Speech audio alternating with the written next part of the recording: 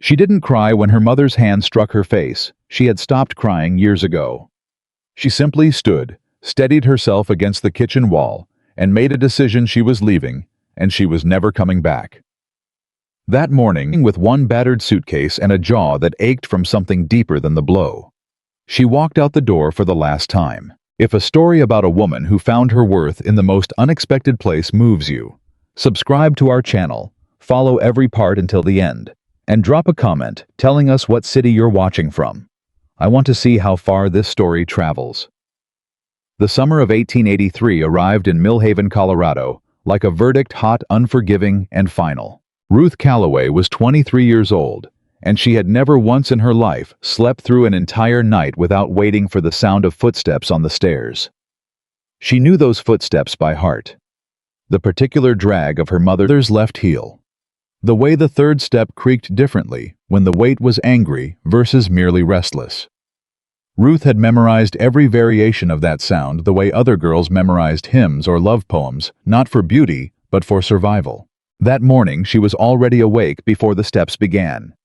She was standing at the kitchen stove, her left cheekbone still swollen from 2 nights prior, stirring a pot of oats that neither of them would enjoy. She stirred it because it gave her hands something to do. She stirred it because idle hands in this house drew attention, and attention in this house drew pain. Harriet Calloway came down the stairs at 6:30. She was a tall woman, lean in the way that hunger makes people lean, not from poverty, but from a rage that burned through everything, including flesh. She had been beautiful once.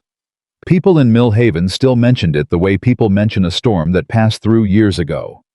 Your mother was something they would say. Ruth had never seen evidence of it. You burned it, her mother said before she had even crossed the kitchen. Ruth looked down at the pot. The oats were pale and smooth and entirely unburned. It's fine, Mama. I can smell it from the stairs. Then your nose is wrong this morning. The silence that followed that sentence was the kind that had its own texture. Ruth felt it press against the back of her neck. She had learned too late and too many times that there was a particular cost to the truth in this house. She had never fully learned to stop telling it. The blow came fast, an open palm against the side of her head, the kind that rattled the teeth and sent a high whine through the ear. Ruth's hand tightened on the wooden spoon. She did not move away. She had stopped moving away a long time ago. Flinching had only ever invited the next one sooner. You will not speak to me like that, Harriet said. Ruth set the spoon down carefully. She turned to face her mother with the particular stillness she had cultivated, the way some women cultivate grace. The swelling on her cheekbone from 2 nights ago had gone yellow at the edges. The new blow landed on top of it, and the pain was specific and bright. No, Mama, she said. I won't speak to you like that again. She meant it differently than her mother heard it. She had made a decision sometime in the night, in that dark and quiet hour, when the house finally stopped its threats and just breathed. She had been making it slowly for years. Probably the way water cuts stone, not in a single blow, but in 10,000 small persistent pressures. But sometime before dawn, the last stone had given way. She was leaving. She just needed to get through breakfast first. Millhaven was not a cruel town by design. It was cruel the way most small places are cruel, through indifference, through the comfort people take in hierarchies that keep someone else at the bottom. Ruth Calloway had occupied the bottom of Millhaven's unspoken hierarchy for so long that most people had forgotten there was anything deliberate about it. They simply moved around her the way water moves around a stone. Her father had left when she was 9. Nobody talked about why. The polite version was that he'd gone west for work and never sent for them.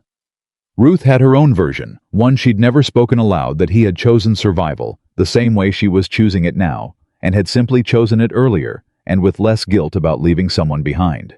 Harriet had never forgiven the world for that departure. Ruth understood this in the abstract way that a person understands that a fire was set by lightning rather than malice. The understanding didn't stop the burning. She worked at Henley's dry goods store 3 mornings a week, sorting bolts of fabric and keeping the inventory ledger in the neat, precise handwriting that was the one thing she'd ever been complimented on. Mr. Henley was not unkind. Hy was also not the sort of man who asked questions, and Ruth did not volunteer information about the bruising she sometimes hid under high collars in summer heat.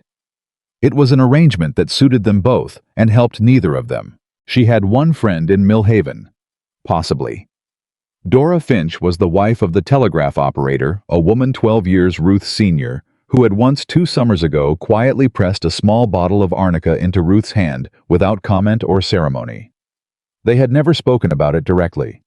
But sometimes when Ruth came into the post office, Dora would meet her eyes in a way that meant, "I see you," and Ruth would hold that seeing like something breakable all the way home. That morning after breakfast, after the slap and the silence and the oats that nobody ate, Ruth went to the post office. Not for a letter. She had no one to write to and no one writing to her. She went because it was a Tuesday, and Dora was always at the counter on Tuesdays, and Ruth was conducting a private experiment to see whether she could say what she needed to say out loud to another human being before she did it. The post office was quiet. 2 older men sat near the window playing checkers. Dora looked up when Ruth pushed through the door and something shifted in her face. The swelling was visible today. She knew worse than usual. "Morning, Ruth." "Morning, Dora." Dora glanced at the men by the window. They were not paying attention. She lowered her voice anyway. "Do you need anything?" Ruth put both hands flat on the counter. She looked at her own fingers, the knuckles slightly rough from work, the nails clipped short and practical, and she said quietly, and without drama, "I'm leaving today." Dora was still for a moment. Then she said, "Where will you go?" "North, into the mountains." She had a direction. She had almost a destination. There was a ranch she had seen a notice tacked to the board outside the feed store 2 weeks ago. A handwritten card, seeking a cook and a hand for summer work somewhere in the high country above Millhaven. She had read it 3 times and memorized the name on the card. E. Harlan. Harlan Mountain Ranch. Follow the north road 9 miles to the fork, then west toward the ridge. "Do you know anyone up there?" Dora asked. "No." Dora pressed her lips together. Then she reached beneath the counter and produced a folded piece of cloth. Inside it were several coins and a small jackknife. She pushed it across the counter without a word. Ruth shook her head.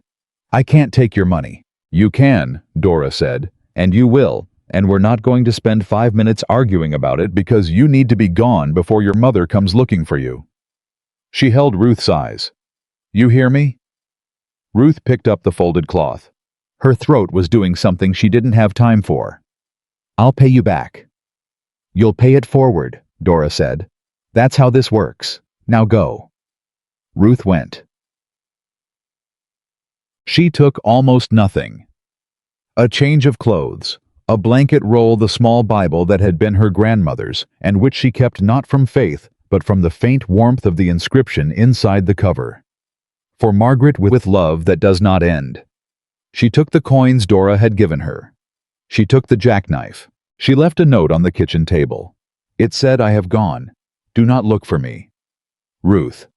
She considered adding something else, some account of the years, some final rendering of the damage that had been done in this house, and then she folded the paper and placed it under the salt shaker and walked out the front door. The sun was already high and mean. The north road out of Millhaven was packed dirt and old wheel ruts, and it would take her 3 hours to walk 9 miles, and she had no horse.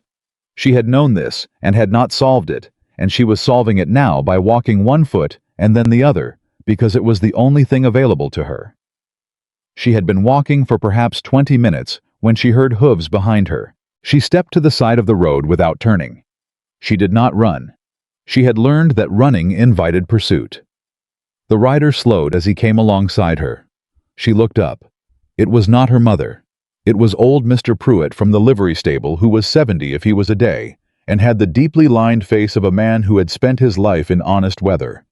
He looked at her, at the bag on her shoulder, at her face. "North Road," he said. Not a question. "Yes, sir." He chewed the inside of his cheek for a moment. Then he said, "I got a mare I've been meaning to take up to the Dawson place past the ridge. Could use someone to bring her back when Dawson's through with her." He squinted at the horizon. "Reckon that'd take me right past Harlan's turnoff." Ruth looked at him carefully. "You don't have any horse for the Dawson place." Mr. Pruitt looked mildly offended. No, I don't. But I got a horse that needs some air, and I'm an old man who's spent 40 years not asking questions when the answer was plain enough in front of me. He tilted his head toward the saddle.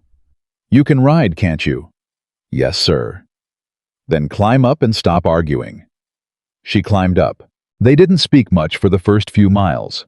The road climbed steadily, the heat of the valley giving way to something thinner and more forgiving at the higher elevation. The pines began first in scattered clusters, and then thick and dark, and smelling of resin and cool air. Ruth's back straightened almost without her deciding it.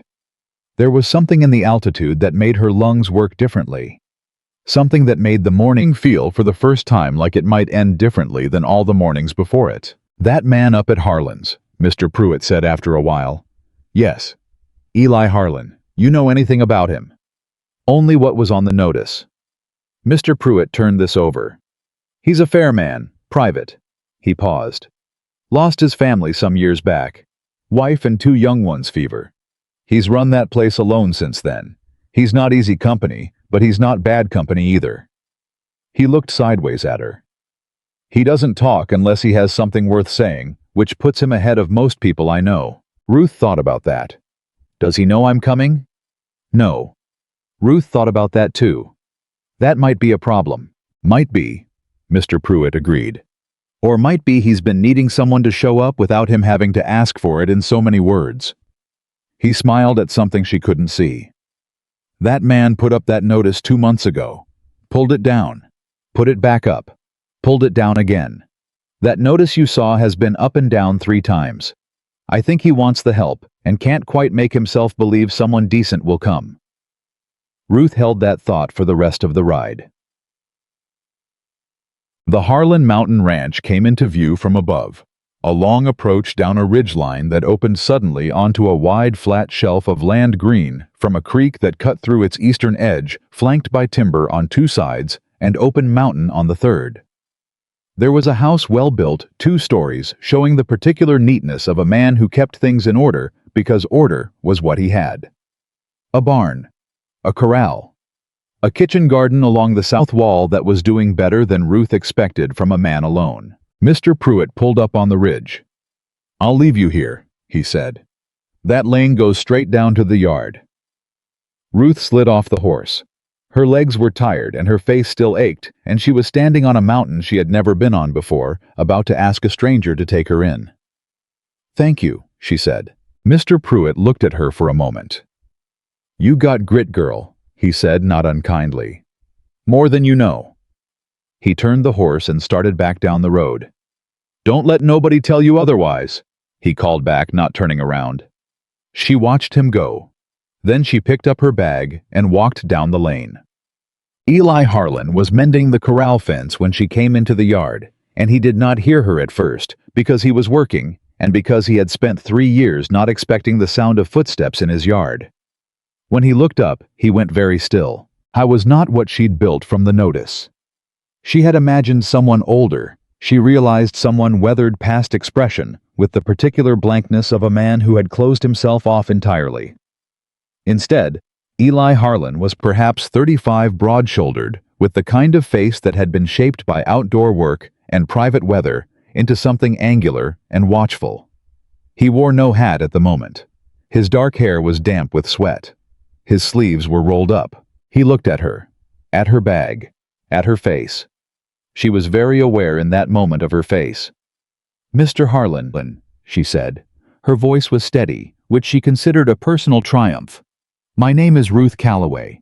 I saw your notice at the feed store in Millhaven. I understand you're looking for help through the summer months. He straightened fully from the fence. He was tall. He set down his tools with the deliberate care of a man thinking before he moved. That notice, he said, has been down for 2 weeks. I know. I memorized it before you took it down. He studied her. Not rudely, there was nothing unkind in the look. Nothing that made her feel assessed for weakness. It was the look of a man who took information slowly and thoroughly before making a decision. You walked up here from Millhaven, he said. I got a ride most of the way. From Mr. Pruitt. Gerald Pruitt. Something shifted briefly in his expression, not quite a smile, but adjacent to one. He didn't come down to the yard with you. No, he said he'd leave me at the ridge. That sounds like him. He looked at her again. He looked at her face specifically, and she did not look away, and they both understood something without either of them naming it. What kind of work have you done? He asked. I kept house for my family. I can cook, clean, keep accounts. I can tend a garden. I'm strong enough for whatever work you have. I learn fast, and I don't complain. She paused. I'm asking for board and fair wages. I'm not asking for charity. I'll earn what you pay me. I don't doubt that, he said. She waited. He picked up his hammer from the fence post and turned it once in his hand. There's a room at the back of the house, he said. Small. Used to be a sewing room. There's a bed in it and a window. He looked toward the barn. I need help with the horses in the morning, mucking out feeding. The kitchen garden needs work. Meals twice a day if you're cooking, though I won't make demands about it. He paused. I don't need a housekeeper exactly. I need someone who can do what needs doing and not wait to be asked. That's exactly what I do, Ruth said. He looked at her for one more long moment. All right, he said. He did not offer to shake her hand. He did not welcome her effusively or make any speeches about what she might find here. He simply nodded once, as though a practical decision had been made between reasonable people, and then he turned back to the fence and picked up where he'd left off. Ruth Calloway stood in the yard of a man she'd met 4 minutes ago on a mountain she had never climbed before, with a bruised cheekbone and 47 cents and a grandmother's Bible, and she felt something she had not felt in a very long time. Not safe. She was realistic enough to know that safety was not something you were handed, but possible. The morning felt possible. She went inside to find the back room with the window. The first 3 days were a kind of negotiation, conducted almost entirely without words. Ruth learned the kitchen by going through every cabinet methodically. She found what he had: dried beans, cured pork, a good supply of flour and cornmeal preserves, a crock of lard, and she built meals from it without comment or complaint. The first evening she set a plate of biscuits and pork gravy on the table and stepped out to the porch, uncertain of the protocol. He came in from the barn 10 minutes later. She heard him sit. She heard the scrape of a chair. A long silence. These are good, he called. She came to the doorway. Thank you. He was looking at the plate. He did not look embarrassed to have said it, nor did he make it into more than it was. He simply ate, and she returned to the porch and watched the evening come down over the mountain in shades of amber and violet, and it was the most peaceful she had felt in years. The second day she was pulling weeds from the kitchen garden when he came around the corner of the house and crouched down on the other side of the row without asking permission and started pulling alongside her. They worked in silence for 20 minutes. The beans want water, she said. Creek's not far. I'll run the ditch this afternoon. I can do it. I know you can. He pulled a particularly stubborn weed and tossed it aside. We can both do it. Which is how she learned that this was not a man who would fight her over tasks or territory. He worked alongside, not above. She filed this information carefully. On the third day, she came out to the barn in the early morning to find him already there, and for a moment neither of them spoke, just two people in the particular shared quiet of a barn. At first light, the horses breathing and shifting in their stalls. Ruth took a bucket and started on the nearest stall. You don't have to start at dawn, he said. I know. I usually prefer the early hours alone. She paused. She looked at him directly. Do you want me to go back? He considered it honestly, which she respected. Then he said, No, it's no. He looked away. Just telling you that you have the option. Noted, she said, and kept working. He was quiet for a moment. Then from 2 stalls down, you know horses. Grew up with them. Most people from town don't handle them the way you do. I'm not most people from town. Another pause. No, he agreed. I'm starting to see that. By the end of the first week, she had settled into the rhythm of the ranch, the way a key settles into a lock, not forcefully, not by disguising itself, but by finding that she was in fact the right shape for this specific thing. She cooked. She tended the garden. She helped with the horses in the mornings and tracked his supply needs in the evening in the back of one of the ledger books she'd found in the study, because someone needed to, and it was clear that it was not a task he enjoyed. He didn't comment on this. He saw what she was doing, and he let her do it, and twice she noticed him going over her figures before bed, not to check them, but because she suspected he hadn't had accounts kept in so long that he'd forgotten what they looked like. She saw the grief in him, the way you see weather before it arrives, a particular quality to the silence. The way his eyes moved across the house sometimes, as though touching things that were no longer there. There was a small pair of boots by the back door that had clearly not been worn in years. There was a blue shawl on a hook in the hallway. There was a framed drawing on the kitchen wall. Child's work of a horse with 6 legs and a lopsided sun hung in the center of the wall where you couldn't miss it. Ruth had learned a long time ago not to speak directly to grief that belonged to someone else. She gave it a room. She stepped around the boots every day and never mentioned them. He noticed that she didn't mention them. She could tell. On the 9th day, she was hanging washing on the line beside the house when she heard riders coming up the lane. She turned. 2 men. Ranch hands, from the look of them not Eli's, since he had none. They came into the yard and sat their horses with the easy arrogance of men who went through the world assuming their ease was other people's obligation. One of them, heavy-shouldered with a red face and a week's worth of bad decisions visible in his bearing, looked her over in a way that was not subtle. "Well," he said, "Harlan's finally got company." Ruth kept her expression neutral. "Mr. Harlan's in the south field. Can I help you with something?" "Might be," the red-faced man said. He swung down off his horse without being invited. "We've been riding for Calhoun's outfit south of the ridge. Come up to talk to Harlan about his water access." He looked at the house. "He know you're here, miss, or you just let yourself in?" "He hired me," Ruth said. "Might I ask your name so I can tell him who's come calling?" The red-faced man looked at her sidelong. Something in her tone, pleasant clear, refusing to bend, seemed to puzzle him slightly. The way a dog is puzzled by a fence, it expected to be a gap. "Name's Decker. This here's Webb." He looked at her face with something more specific. Now the bruising had faded to yellow, but it was still visible to someone looking. He smiled in a way that was not a smile. "Rough country up here for a woman on her own." "I'm not on my own," Ruth said. "And I'd appreciate it if you waited at the fence rather than in the yard. Mr. Harlan's particular about who comes into the yard uninvited." Decker looked at her for a long moment. Then he looked at Webb. Something passed between them that she felt without being able to name it. "Sure," Decker said and stepped back. "We'll wait at the fence." Ruth went to find Eli Harlan. She found him exactly where she'd said in the south field, checking the fence line where it edged the creek. He straightened when he saw her coming and read her face the way she was beginning to understand. He read things quietly and completely. "Riders," he said. Not a question. "2 men, Decker and Webb. They say they ride for someone called Calhoun south of the ridge.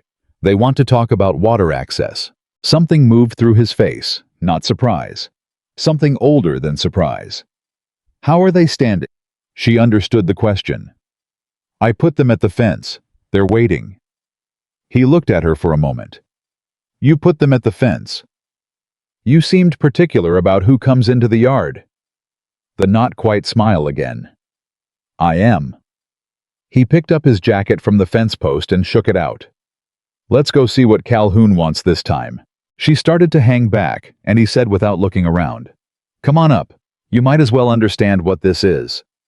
She walked with him back to the yard. The men at the fence changed when Eli Harlan came into sight, not visibly, not in any way they would have admitted, but Ruth saw it. The ease adjusted itself. Decker stood a fraction taller. Webb's hand moved slightly away from where it had been resting near his belt. "Harlan," Decker said. "Decker." Eli stopped 10 feet from the fence. He did not open the gate. He stood there with his thumbs hooked in his belt, and his expression entirely patient in the manner of a man who has nothing to prove, and therefore nothing to rush. "What does Calhoun want?" "Mr. Calhoun's concerned about the creek diversion you put in this spring." "I diverted 12 feet of creek," Eli said, "into a channel, on my own land, to water a kitchen garden. Mr. Calhoun feels it affects downstream flow to his south pasture. Mr. Calhoun's south pasture is 3 miles downstream. 12 feet of garden channel doesn't affect his south pasture. Mr. Calhoun respectfully disagrees. Decker's eyes moved to Ruth and back. He'd like to discuss the matter with you directly. Invites you to come down to his spread this week. I know what Calhoun's invitations look like, Eli said. I've gotten enough of them. He didn't raise his voice. You tell him I'll discuss the water rights in front of the county assessor, same as any legal dispute. He wants to make a legal case. I'll meet him at the assessor's office. He wants to send men to stand in my lane and apply pressure. I'll note that as well. Decker was quiet for a moment. His eyes went back to Ruth. I'm sure with company to keep you. You don't want the hassle of a legal dispute, Harlan. Ruth didn't move. Eli Harlan said very quietly, You'd best ride on. The men rode. Eli watched them until they were back on the north road and moving south. Then he turned back to the fence and stood there for a moment with his hands resting on the top rail, not looking at anything in particular. What is it? Ruth asked. Calhoun wants the land, he said. He's been wanting it for 2 years.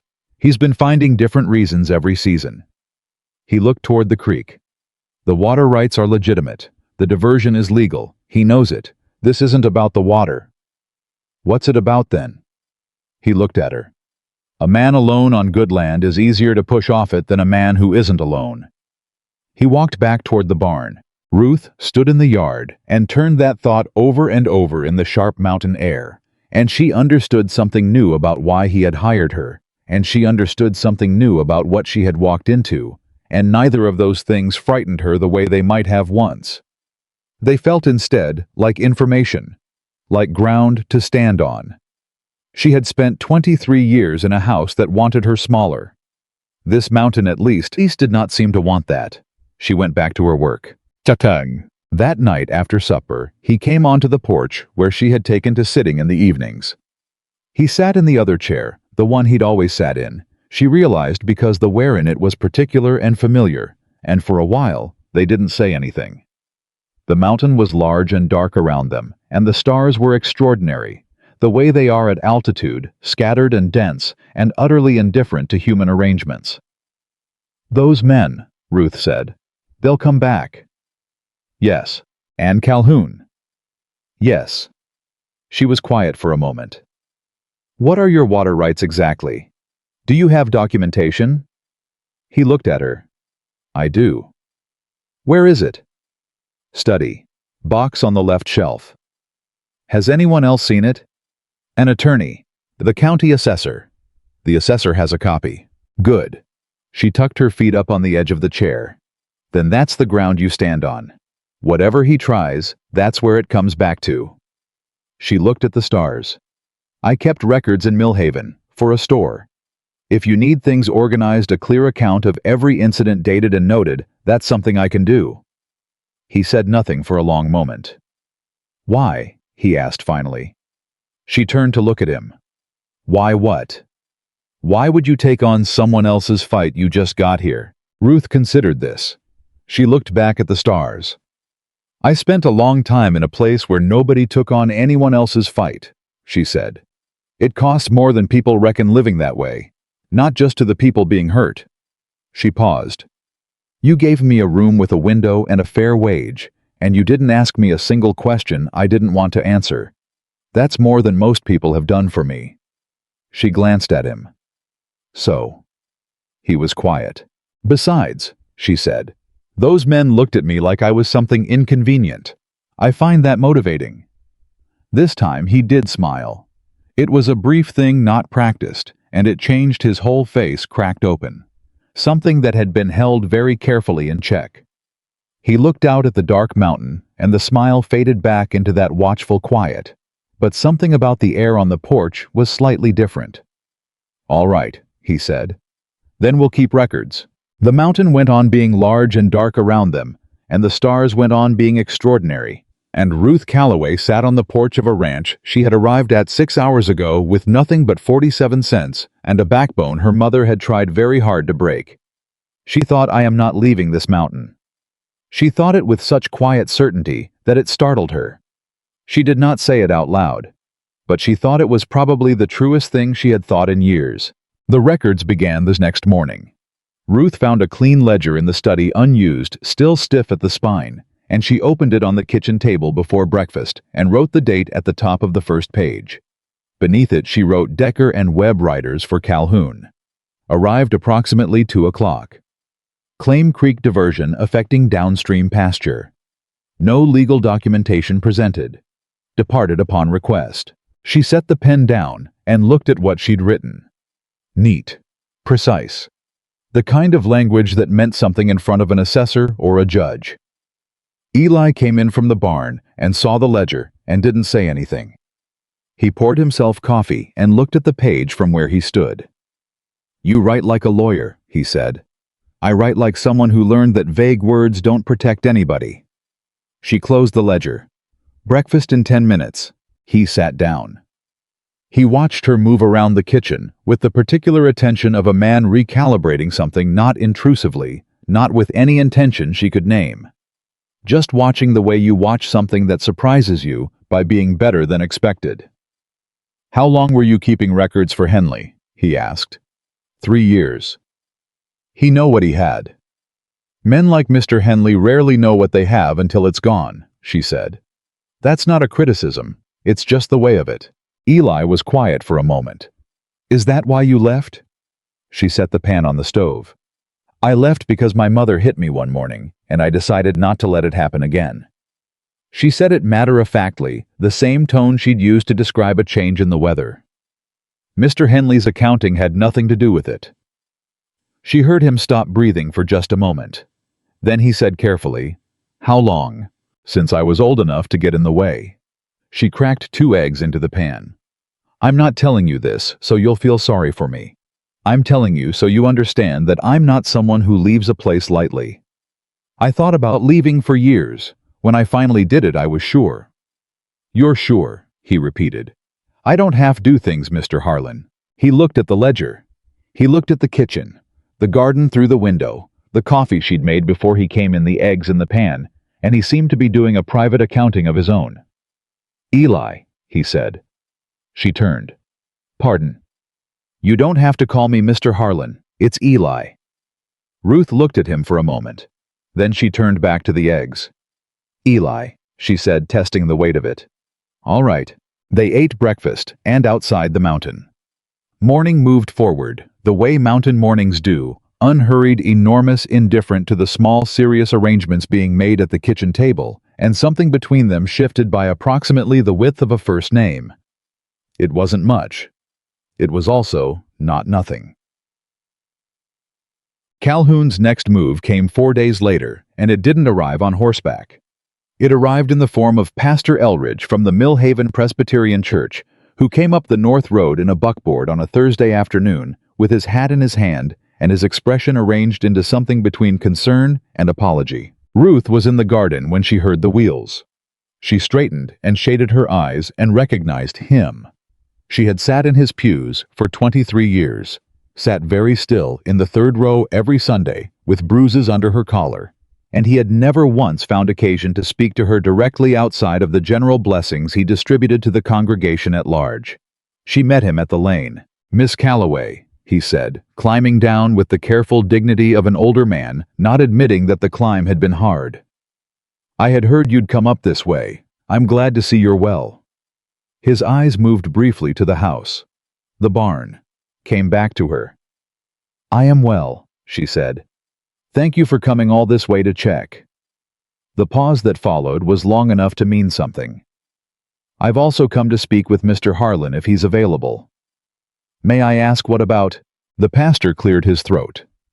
"It's come to certain people's attention in Millhaven that you are residing here, at this ranch, without any formal arrangement." He looked somewhere past her shoulder. "There is some concern in the community about the propriety of the situation." Ruth kept her face entirely still. "I was hired as ranch help pastor. The arrangement is formal in every way that matters. Miss Calloway." He lowered his voice not unkindly. You are a young woman unchaperoned living on a property with a man who is not your husband or your relation. Regardless of the nature of the work that creates a certain impression. In Mill Haven. I see, she said. Your mother is quite distressed. There it was. Ruth looked at the pastor for a long moment. She looked at the buckboard, the good horse, the polished hat in his hands.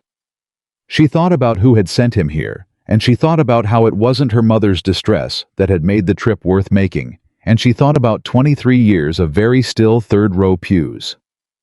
Pastor Elridge, she said, I sat in your church every Sunday for my entire life. In all that time, did you ever once ask me how I came by a bruised face? His mouth opened, closed. I'm asking sincerely, she said. Not to make you feel bad. I'm asking because I'd like to understand whether this visit is about my welfare or about something else entirely. He looked at his hat. Ruth, I'm working an honest job for fair wages on a man's property, with his full knowledge and consent, she said. I'm fed and housed and in no distress. If Mill Haven has concerns about my welfare, I'd suggest Mill Haven might have found occasion to express those concerns somewhat earlier. She met his eyes directly. Is there something specific you'd like to tell Mr. Harlan? The pastor looked at her. Really looked maybe for the first time in 23 years, and something in his face changed. Not enough to matter today, perhaps, but something. No, he said quietly. I don't believe I do. Then I'll thank you for the drive up. She stepped back. The road down can be rough in the afternoon ruts. Mind the left fork. He climbed back into the buckboard without another word. She watched him go. Behind her, from the direction of the barn, she heard footsteps, and then Eli's voice, even and dry. How long was he here? 5 minutes. What did he want? To tell me my mother is distressed and the town has concerns about propriety. A pause. And I pointed out that the town has had 23 years to express concerns about my welfare and hadn't managed it yet. She turned around. Eli was standing at the corner of the barn with a length of rope in one hand, watching the buckboard move back down the lane. He didn't have much to say after that. Eli was quiet. His jaw moved slightly. Calhoun knows people in town, he said. He uses the church the same way he uses everything else.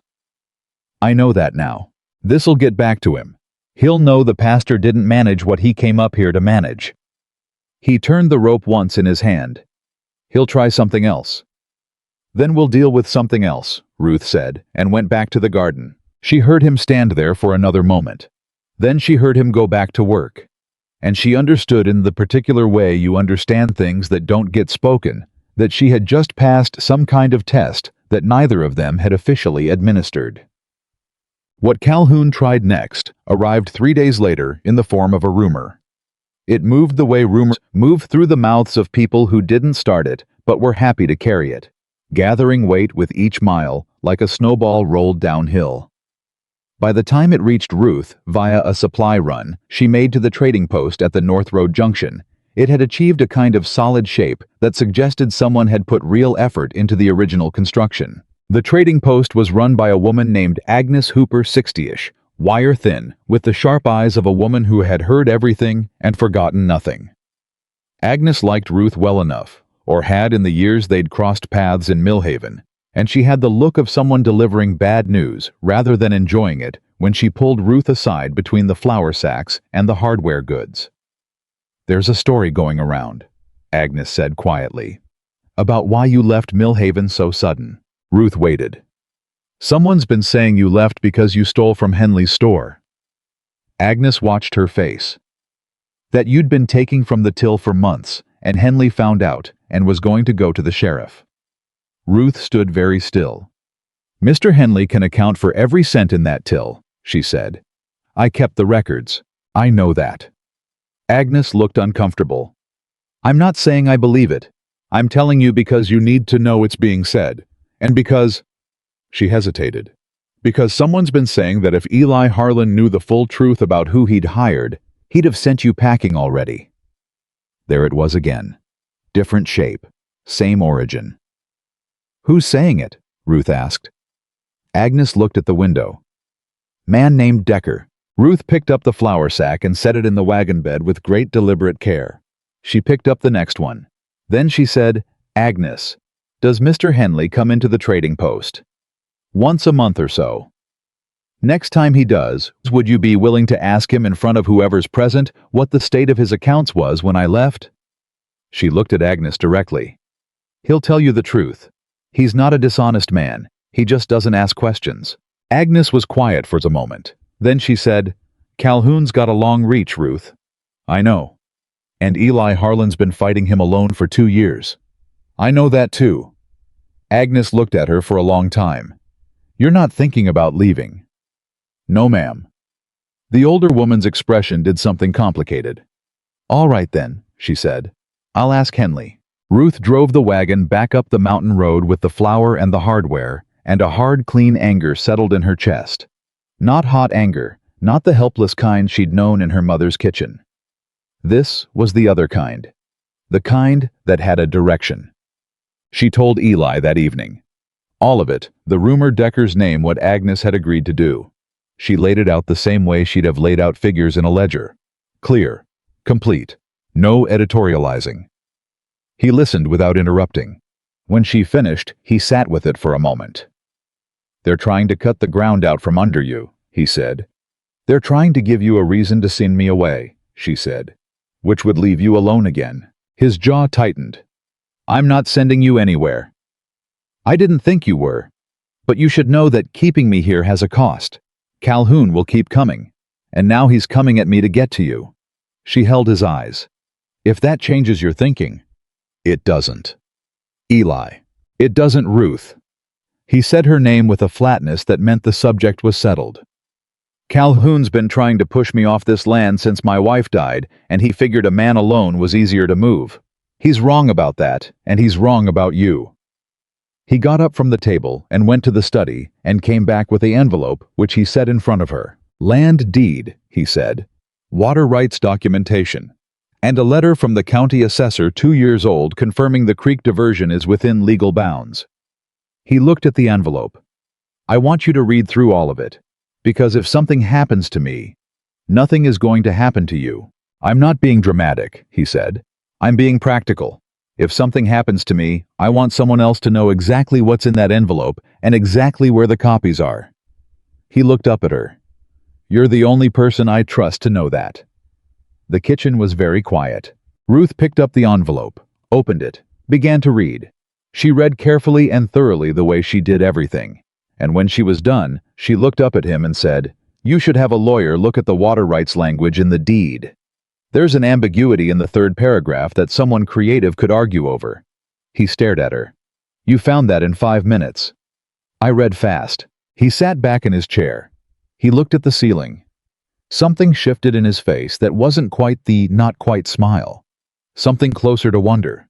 Actually, something that didn't know what to do with itself. "My wife would have liked you," he said. It came out quietly. Quietly enough that she wasn't entirely sure he'd meant to say it. She didn't treat it as a gift she needed to respond to. She simply received it and placed it carefully where it belonged. "I'll write down the specific language for you," she said. "You can ride to the county seat next week and have someone review it." "All right," he said. They sat in the kitchen for another hour, going through the documents together, her reading and noting, and him listening and occasionally clarifying. Outside, the summer mountain did its enormous quiet work. Inside, 2 people who had both lost the habit of trusting anyone sat across a table from each other and practiced it again, one careful document at a time. The ambush came on a Tuesday. Not the violent kind, not yet, but an ambush nonetheless. Ruth was riding the south fence line Eli had asked her to check for the soft spots that creek flooding sometimes caused, when she heard hooves and turned and found herself looking at a man she'd never met, but recognized immediately from Eli's descriptions. Silas Calhoun was perhaps 55, heavy in the chest and shoulders, well-dressed for ranch country, in a way that announced money without advertising vulgarity. He had the particular face of a man who had been told yes so many times that no had become almost theoretical. He was accompanied by a younger man who stayed back and said nothing. He stopped his horse 20 feet from her. "Miss Calloway," he said pleasantly. I was hoping to run into you.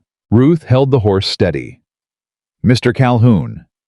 He looked around at the fence line, the land, the distant roof of the house. You've settled in, he observed. I work here. Of course. His tone was genial, unhurried, the tone of a man with all the time in the world, because he'd never had reason to doubt that time was on his side.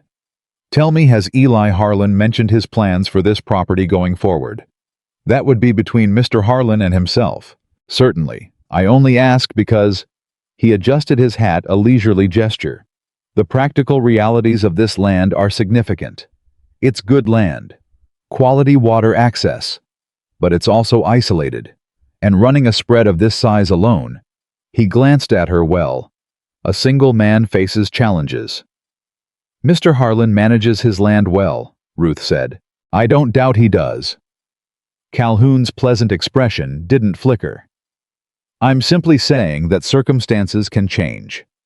And when they do, a man or a woman wants to have made good decisions before the pressure arrives, rather than during it. He looked at her with something direct and specific under the geniality. I'm a fair man, Miss Calloway. I pay fair prices. I treat people who cooperate with me very well. You seem like a practical woman. Ruth looked at him for a long moment. Are you asking me to pass something along to Mr. Harlan? I'm suggesting that you might both benefit from a conversation with me before things become, a small pause, complicated. I see, she said. I hope you do. He tipped his hat. Good afternoon, Miss Calloway. He rode away. Ruth sat on the horse and watched him go, and felt the cold, specific clarity of understanding that this was not a man who would be satisfied with rumors and pastors. He had just looked at her and told her in the politest possible language that she was a piece on a board he intended to move. She turned the horse and rode back to the ranch at a gallop. She found Eli in the barn and told him everything. She told it exactly as it had happened, word by word, including Calhoun's tone, the geniality, the patience, the absolute confidence underneath it. Eli listened with his arms crossed and his face still. When she finished, he said, He came to you on my land. South fence line. He came onto my property and spoke to you without my knowledge. Yes. I was quiet for a moment.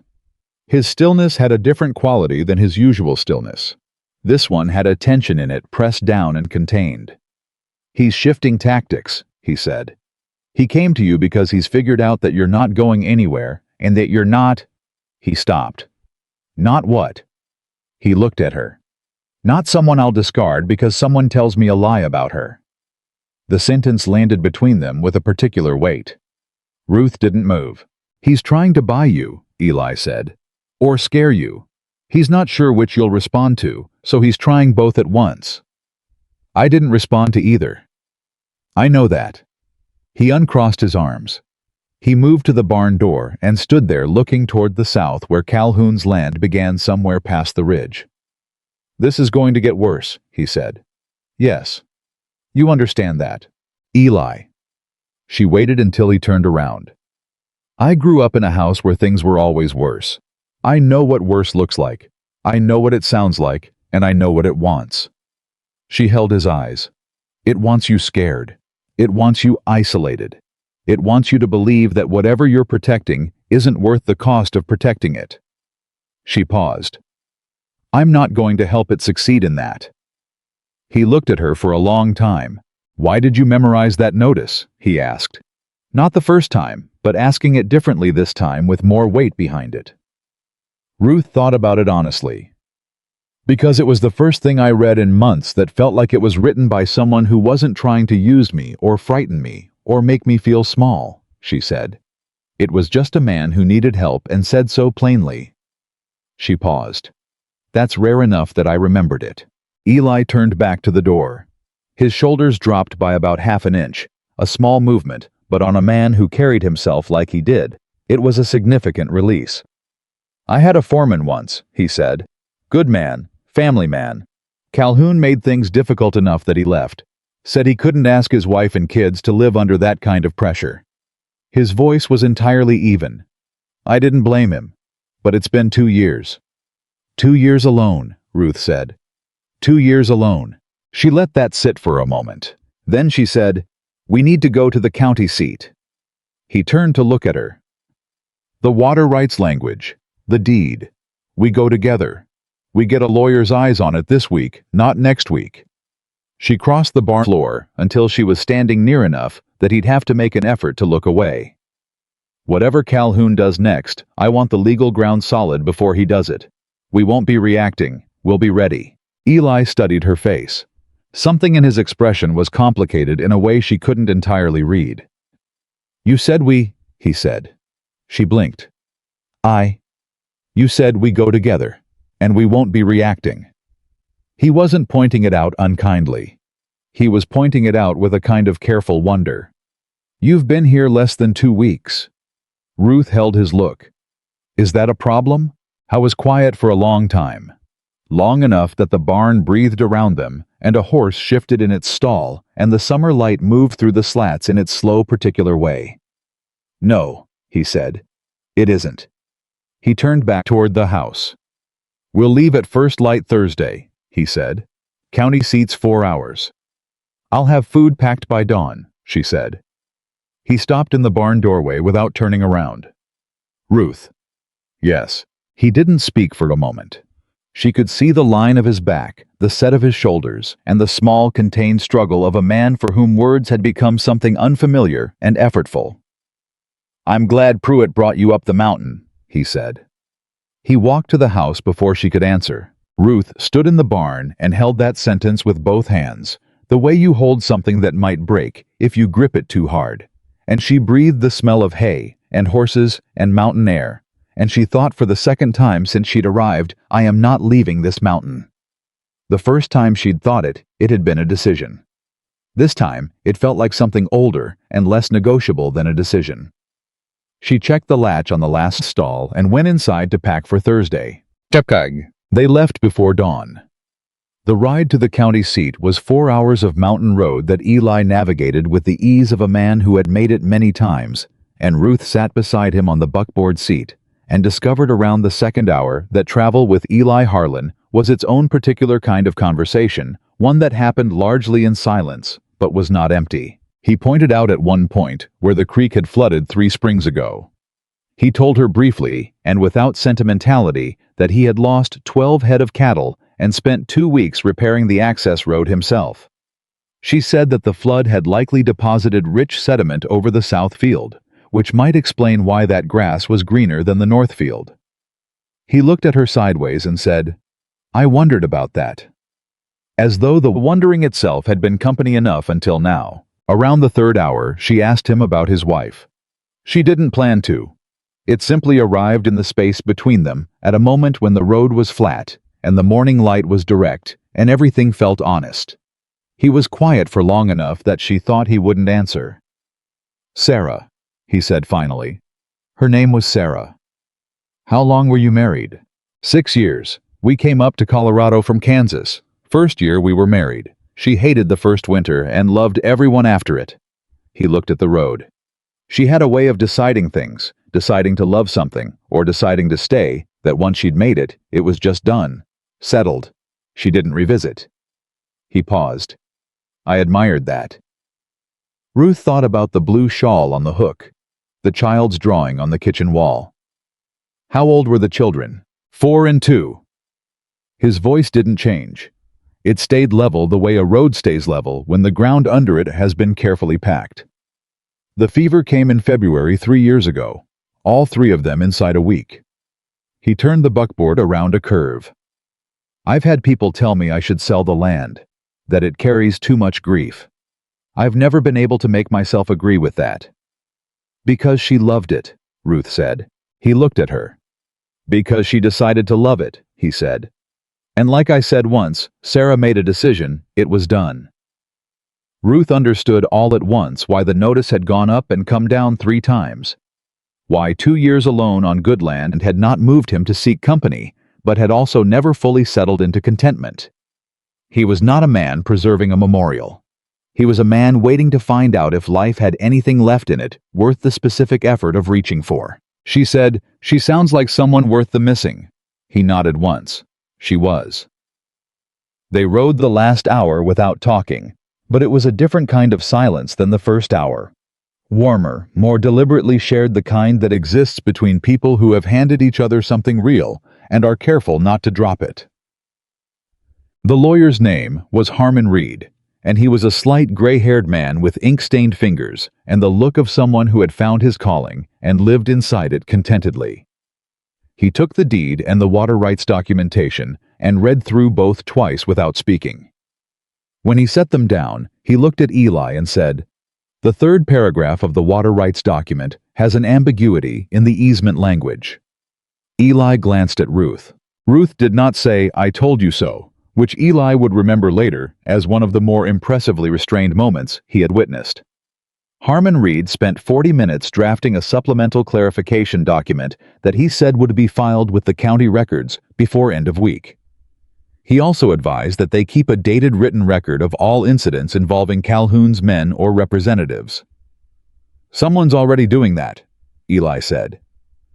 Reed looked at Ruth. Ruth looked at her hands. "Excellent," Reed said. "Don't stop." On the way out of the lawyer's office, Eli held the door for her. She walked through and stopped on the boardwalk to let her eyes adjust to the midday light, and he came out behind her and stopped just beside her, close enough that she could feel the specific warmth of someone in summer heat standing near. "You knew about that paragraph before we left Mill Haven," he said. "I told you I did. You could have pushed harder to get here sooner." "You weren't ready to hear it sooner," she said simply. "So I waited until you were." He was quiet for a moment. Then he said, "That's a patient thing to do. I've had practice." He looked at her profile. She felt it. She looked back. "You're nothing like what I expected when I put that notice up," he said. Ruth smiled, just slightly. "What did you expect? Someone less?" He seemed to consider the word formidable. She laughed. It surprised her the laugh came out genuine and clear, and she hadn't heard that sound from herself in long enough that it felt strange in her mouth. He was watching her when she stopped, and his expression had gone to something open and undefended that she thought he probably didn't know was visible. "Come on," she said. "We need to get back before dark." They walked back to the buckboard together in the midday heat of the county seat, and if anyone watching thought they looked like two people who had known each other longer than 2 weeks, neither of them would have argued the point very hard. The note was on the door of the house when they got back, nailed to the wood with a single spike. No envelope, just a folded piece of paper with one sentence written in a hand that was careful and deliberate in the specific way of someone who wanted you to know they were educated and meant what they wrote. Eli read it. His face went to stone. He handed it to Ruth. She read, "A reasonable man takes a fair offer when it's given. Unreasonable men find that summer in the mountains is shorter than they expect." Ruth turned the paper over. Nothing on the back. She looked up at Eli. "He was here," she said, "while we were gone. Or one of his men was. He's telling us he knows when we leave." "Yes." She looked at the door, at the house. "We need to check that nothing was touched." They went through this house together, room by room. The study first, the legal documents were where she'd put them, the ledger untouched. The kitchen, the barn, everything in order, which was somehow more frightening than if something had been moved. The point of the note was not to cause damage. The point was to demonstrate access. "I can reach you. I can come when you're gone. I know your movements." Eli stood in the middle of the kitchen, holding the note for a long moment. Then he set it on the table. "Tomorrow," he said, "I'm going to ride to the Dawson place, and the Hicks homestead, and the Fernley Ranch." He named 3 neighboring properties. "They're all feeling Calhoun the same way I am. I should have spoken to them 2 years ago. I kept thinking it was a thing I could handle alone." Ruth sat down at the table. "You couldn't." "No." He looked at the note. "People alone are easier to pick off. People together are a different thing." "That's why he sent the pastor," she said. "And the rumor. He wanted me gone so you'd be alone again." "I know that now." He looked at her directly. "I want you to know something." She waited. "Whatever happens from here, however hard he pushes, I made you a wage agreement, and I intend to honor it. You are not collateral in this fight. If at any point you decide the cost is too high, you go and there's no... Eli. I'm trying to say something. I know what you're trying to say. She held his eyes. I'm telling you that you can stop. He stopped. I'm not leaving, she said. Not because of Calhoun. Not because of rumors or notes on doors or whatever he sends next. She folded her hands on the table. I told you on the third night I don't have to do things. I meant that. He looked at her for a long, long moment, in the particular way he looked at things that surprised him by being better than expected, and the kitchen was very quiet around them. Then he picked up the note and crossed to the stove and opened the firebox and fed it to the coals and closed the firebox door. All right, he said. He said it the same way he said everything that mattered, quietly, without decoration, like something settled. Ruth got up to start supper. The mountain closed around the house in the long, slow summer dark, and somewhere below the ridge, Silas Calhoun sat in his comfortable house making plans, and inside the ranch kitchen. Two people moved around each other in the growing warmth of a shared purpose that neither of them had named yet, and both of them could feel the way you feel. Weather coming certain and closer than it had been yesterday. Eli rode out to the neighboring ranches the next morning, and Ruth watched him go from the porch with the particular feeling of someone who understood that things were about to move faster than they had been moving. She was right. He came back 6 hours later with mud on his boots and a different quality to his silence. Not the closed kind, not the grieving kind, but the kind that happens when a man has been talking to people for the first time in too long and is still processing what it meant to not be alone in a room. She had supper on the table. He sat down and ate half of it before he said anything. Dawson's lost 2 calves this spring that he can't account for, he said. Hicks had a fence line cut on his east border. He blamed weather, but now he's not sure. Fernley got an offer from Calhoun's man 6 weeks ago. Fair price on paper. He turned it down, and the very next week, his irrigation ditch silted up in a way that didn't look natural. Ruth set down her fork. He's been doing this to all of them, separately. None of them knew the others were having trouble because none of them had talked. He looked at the table. That's how he works. Keep everyone separate. Keep everyone thinking they're the only one. Makes it feel personal instead of organized. It is organized, Ruth said. Yes, it is. He looked up at her. Dawson and Hicks and Fernley are coming here Saturday morning. All of them together for the first time. Ruth thought about what that meant. 4 ranches, 4 sets of records, 4 accounts of Calhoun's methods. She thought about what that looked like in front of a county assessor or a territorial judge. I'll make enough food for 8 people, she said. Something in his face softened. You don't have to, Eli. She held his eyes. This is what I do. Let me do it. He nodded. And then, because he was who he was, he got up and started clearing the table alongside her without being asked, and they worked in that easy shared quiet that had become over the past 2.5 weeks. One of the most reliable things in Ruth Calloway's life. She didn't examine that too closely. Not yet. But she noticed it. Friday came in hard. Ruth was in the barn with the horses when she heard the dog, a half-wild cattle dog that Eli kept more out of mutual tolerance than affection, go silent in the specific way animals go silent when something is wrong. Not barking, just stopping. She came to the barn door. Decker was standing in the yard, not at the fence this time, in the yard. He had come in through the side gate, the one that backed to the timber, and he was standing 20 feet from the house with his thumbs in his belt, and the particular ease of a man who was making a point about access. Ruth walked out of the barn. Mr. Decker, she said. Mr. Harlan isn't here. I know, he said. I saw him ride out. The specific chill of that sentence settled over her cleanly. He had watched Eli leave. He had waited until Eli was gone. This was not an accident of timing. Then I'll let him know you came by, she said. You can leave your message with me. Decker looked at the house, looked at her. Thing is, Miss Calloway, my message isn't really for Harlan. He took one step forward. Mr. Calhoun sent me with something for you specifically. Ruth did not step back. She had learned a long time ago that the step back was the thing that cost you not the threat itself, but the visible response to it. She stood where she was and kept her face neutral and waited.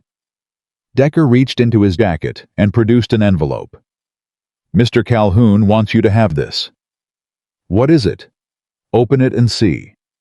She took the envelope. She did not open it. What does it contain? A train ticket, Decker said. To Denver, one way, and enough cash money to get yourself set up somewhere comfortable for a few months. He watched her face. Mr. Calhoun's a generous man to people who are practical. Ruth looked at the envelope. She thought about the specific insult of it, the assumption that she had a price, that the price was a train ticket and a few months' rent, that Eli Harlan's company, and this mountain, and the life she had been building with her own 2 hands for 3 weeks, were things that could be exchanged for train fare. She held the envelope out to Decker. Take this back, she said. He didn't move. Miss Calloway, take it back, she said again, with the same flat clarity. Or I will set it on the ground and walk away from it, and either way, it will not be in my hand in 30 seconds. Decker looked at her for a long moment. His jaw shifted. You're making a mistake, he said. I make my own mistakes, she said. That's my preference. His voice dropped. Lost the professional courtesy. You're a woman alone on a mountain with a man who can't protect himself from what's coming. Whatever you think you're doing here, it ain't going to end the way you want. He took another step, close enough now that she could smell tobacco and old sweat. Calhoun doesn't lose, not to Harlan, not to a woman who showed up 3 weeks ago with nothing but a busted face and a lot of nerve. Ruth looked at him directly. Her voice when she spoke was entirely even. Step back, Mr. Decker. Or what? She had, during those 3 weeks, developed the habit of keeping the jackknife Dora Finch had given her in her right apron pocket. She was not a violent woman. She had no intention of using it, and every intention of it being visible. She reached into her pocket now and closed her hand around it, and let the shape of that gesture be what it was. Decker looked at her hand. He looked at her face. He took a step back. You tell Harlan. He said, the courtesy completely gone, now replaced by something uglier and more honest. That Saturday's a real bad day for company. You tell him that. He walked out the side gate the way he'd come in. Ruth stood in the yard until she couldn't hear him anymore. Then she breathed out slowly and looked down at her hand, which was perfectly steady, which surprised her a little. She put the envelope on the kitchen table, and she sat down, and she wrote in the incident ledger in her neat handwriting, Friday. Decker entered yard, through side gate, unannounced in Mr. Harlan's absence. Brought envelope containing what he stated was a train ticket and cash on behalf of Calhoun. I refused it. He made a veiled threat regarding Saturday. Departed when asked. She set the pen down. Then she got up, walked to the barn, saddled the bay mare that Eli trusted her with, and rode to find him. She met him on the road back, which meant she only had to ride 40 minutes before she saw him coming down from the Fernley place. He read her face before she said a word. What happened? It wasn't a question. She told him. All of it in order. The side gate, the envelope, what Decker had said about Saturday.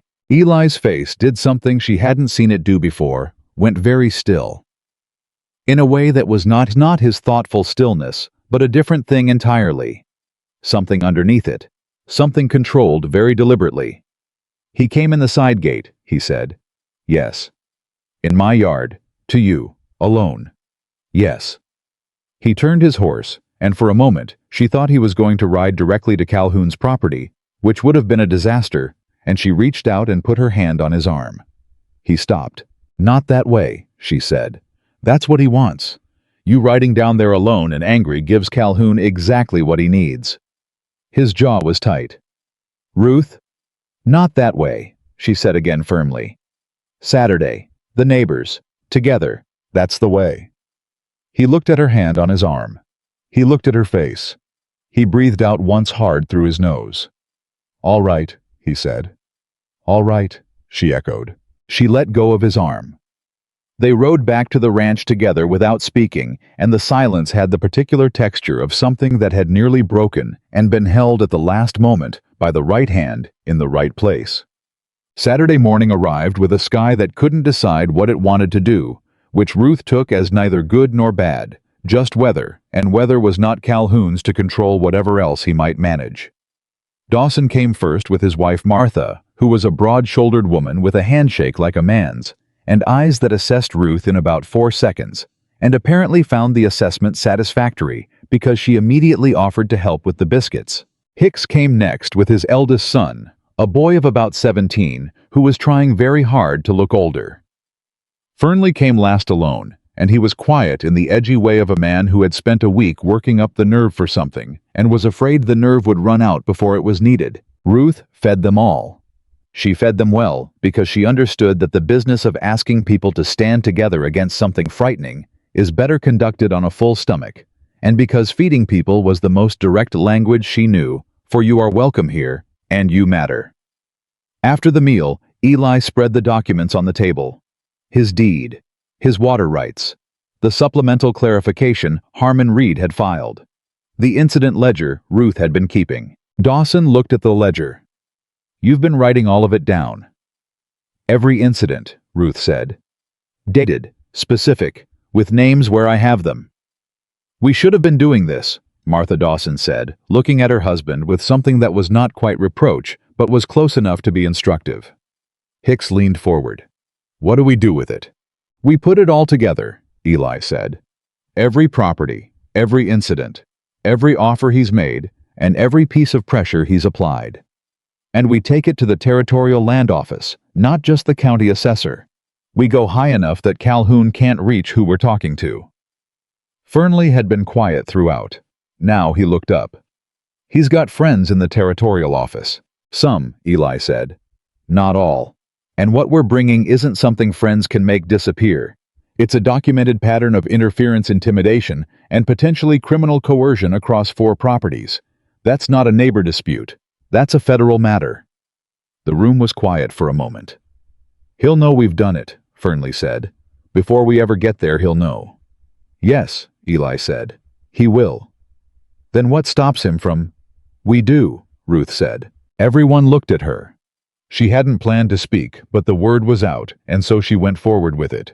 4 ranches, 4 families, witnesses to each other's accounts. Whatever Calhoun does next, it happens in front of people who are already on record. He can pressure one person alone in the dark. He cannot pressure 4 ranches simultaneously without making what he is visible to everyone. She looked around the table. He's built his whole strategy on keeping us separate. All we have to do is stop being separate. Hicks's son, who had been trying to look older and had largely succeeded, said quietly, "That makes sense, ma'am." Martha Dawson looked at Ruth with the expression of a woman who had been waiting a long time to have another woman in the conversation. Dawson looked at Eli. "She always liked this." Eli looked at Ruth with the almost smile. "Pretty much." They stayed for 3 hours. By the time they left, there was a plan documented distributed with each property, keeping a copy of the combined record. Harmon Reed would be contacted Monday morning to begin the formal filing at the territorial level. Each family would send a representative to the county seat the following week. Fernley shook Ruth's hand on the way out. "Thank you," he said simply, "for the food and the rest of it. Mind the left fork on the way down," she said. "It's soft after the rain." She stood on the porch and watched them go, and Eli stood beside her, and for a moment neither of them spoke. "We did that," he said. "We did," she agreed. He turned to look at her. "I want to say something, and I want to say it right." She waited.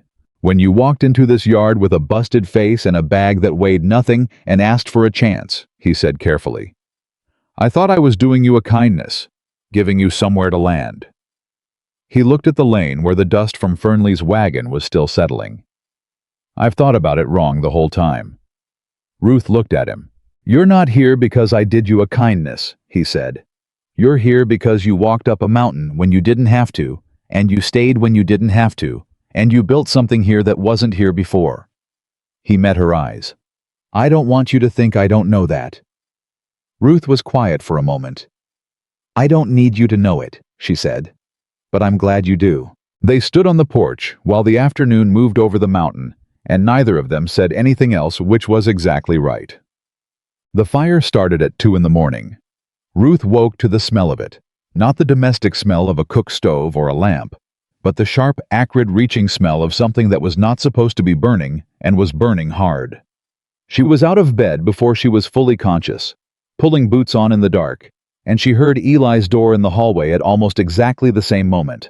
They came into the yard and saw it simultaneously. The south fence line, 3 sections of it, the sections nearest the timber, was burning. Not the fence posts only. The dry grass along the fence had caught, and the wind was taking it north toward the barn. Eli was already running. "The horses!" he shouted without looking back. Ruth ran the other direction, to the well.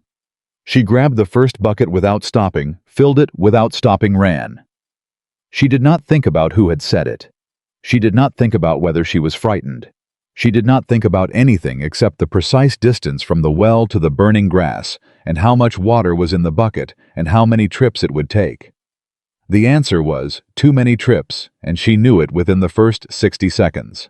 Eli had the barn doors open and was moving the horses out. She could hear them, their specific frightened sounds, and she could hear him talking to them low and steady.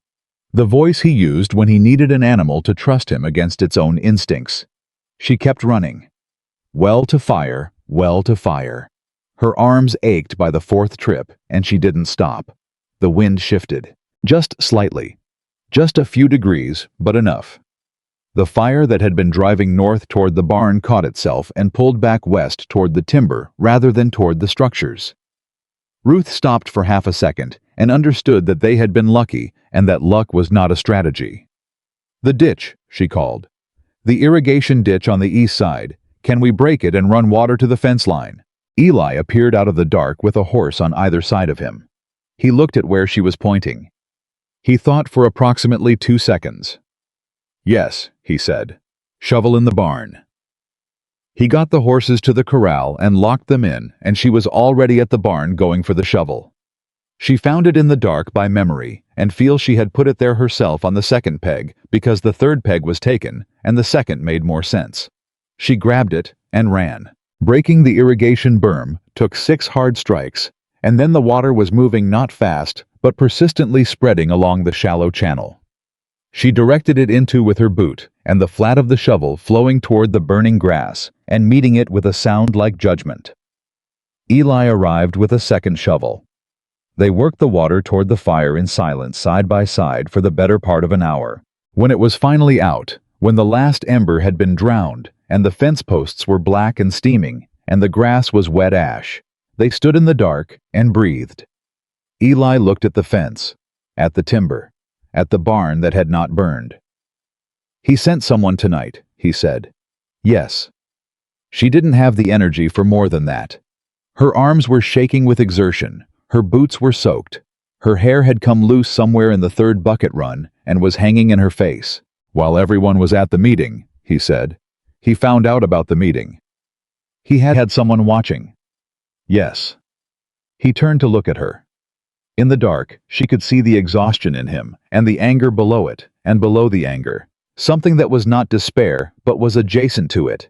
The specific weight of a man who has been defending something for too long.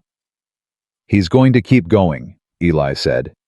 "This won't be the last." "No," she said. "It won't. Ruth." He looked at her directly. "I need to ask you something, and I need an honest answer. Always. How frightened are you right now?" She thought about it honestly. Considered the burned fence, the middle of the night dark, the specific knowledge that someone had walked onto this land in the hours after midnight and set a fire 30 yards from a barn full of horses. She considered what that meant about what Calhoun was willing to do and what he might be willing to do next. "Frightened enough to take it seriously," she said. "Not frightened enough to leave." He looked at her for a long moment. Then he said, "There's something I didn't tell you. Something I should have told you before today." She waited. 6 months ago," he said. "Calhoun made me an offer for the land, a real offer, not through Decker. He came himself, sat in my kitchen." He looked at the burned fence. He told me that this land was going to be his one way or another, and that the only question was whether I walked away from it with money in my pocket or with nothing. His jaw tightened. I threw him out. That was the right thing to do. Yes. But what he said next, he stopped, started again. He said that men who have nothing to lose fight differently than men who have something to protect. He said he was waiting for me to have something to protect again. He looked at her. I've been thinking about that sentence since Saturday, since the meeting. Ruth understood. She felt the specific cold of it land. He let the meeting happen, she said slowly. He let it happen, and now he knows who we are and what we're planning. And now, Eli looked toward the burned fence. Now we have something to protect. The silence stretched. He's going to come for you, Eli said. Not just this land. He's going to come for you specifically. Because you are what's different from 2 months ago.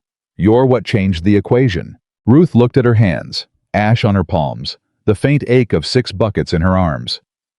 He already tried to buy me. It didn't work. He won't try to buy you again, Eli said. What comes next will be different. Then we move faster than he does, she said. Monday morning, Harmon Reed. We don't wait for next week.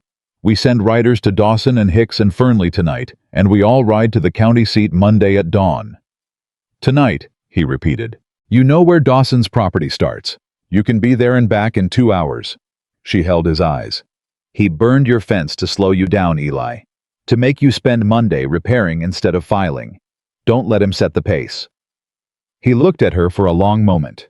Then he went to saddle the horse. Ruth stood in the yard and let the adrenaline find its edges and dissolve, and she looked at the burned fence line and thought very clearly. This is what it costs to matter.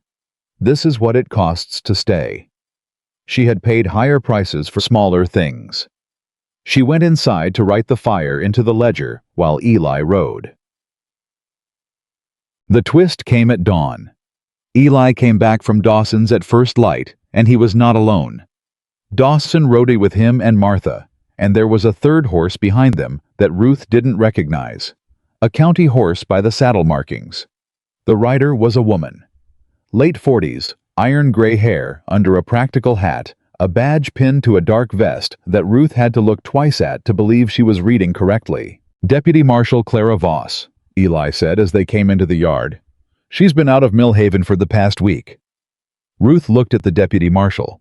Deputy Marshal Voss looked at the burned fence, at the ash, at Ruth's face and hands, and the clear evidence of a night spent fighting someone else's fire. Her expression did not change, but her eyes moved with the particular efficiency of someone who was assembling a picture that was already mostly complete. Miss Calloway, she said, I've been looking into the matter of the rumors that circulated about you out of Millhaven, the ones about theft from Henley's store. Ruth straightened. I didn't steal anything. I know you didn't, Voss said. Mr. Henley said as much on record at the trading post in front of Agnes Hooper and 3 other witnesses. She looked at the burned fence again. He also mentioned that a man named Decker had been asking questions about you in town. Questions about your history, about what it would take to remove you from this property. Ruth was very still. The man named Decker, Voss continued, also had a conversation with a woman named Harriet Calloway approximately 10 days ago. Your mother told him a number of things about you. She paused. Some true.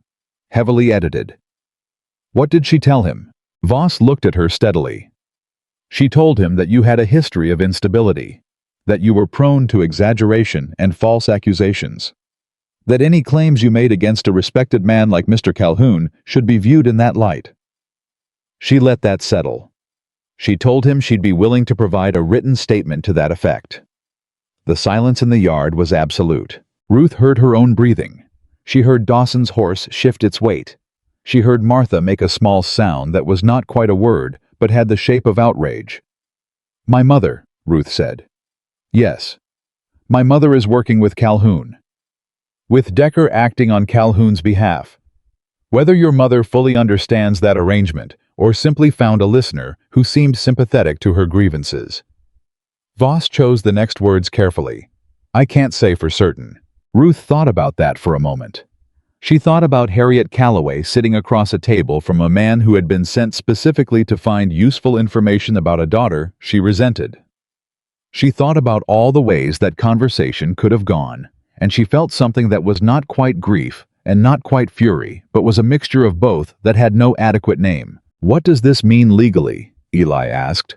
He was standing near Ruth without quite standing next to her, close enough to be felt, far enough to be respectful. "It means," Voss said, "that the effort to discredit Miss Calloway was deliberate and coordinated, which fits into a pattern I've been documenting for some time." She looked at Eli. "Mr. Harlan, I've had my eye on Silas Calhoun for 14 months. I have been building a case. I came to Millhaven to follow up on several specific incidents." She looked at the burned fence. "I did not know about last night." "It happened last night," Eli said. "I can see that." She dismounted and crouched down near the fence line, looking at the char pattern in the grass. She stood back up. "Arson," she said. "On your property, following documented harassment and intimidation." She looked at the ledger Ruth was still holding. "Is that a record of incidents?" Ruth held it out. Voss took it and read in silence for 2 minutes. Her face gave away nothing, but her eyes moved with an intensifying focus as she turned the pages.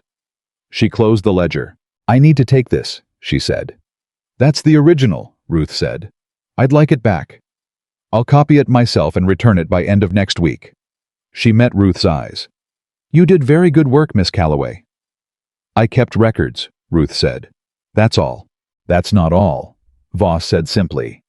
"That's exactly what I needed, and nobody else had the sense to do it." She tucked the ledger inside her jacket. "I'm going to ride to the county seat this morning.